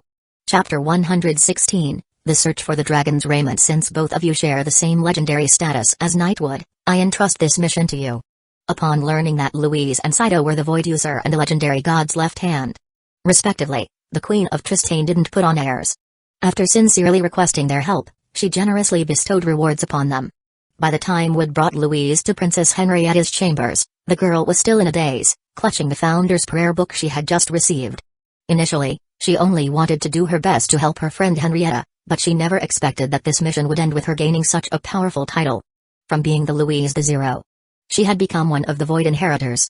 And Saito had gone from being a commoner familiar to the legendary Gandalf, the left hand of God. Moreover, after meeting the Queen, both received their respective rewards. Saito, like Wood, received the title of Chevalier. As for Louise, besides receiving the Founder's Prayer book, she was also bestowed the title of Witch.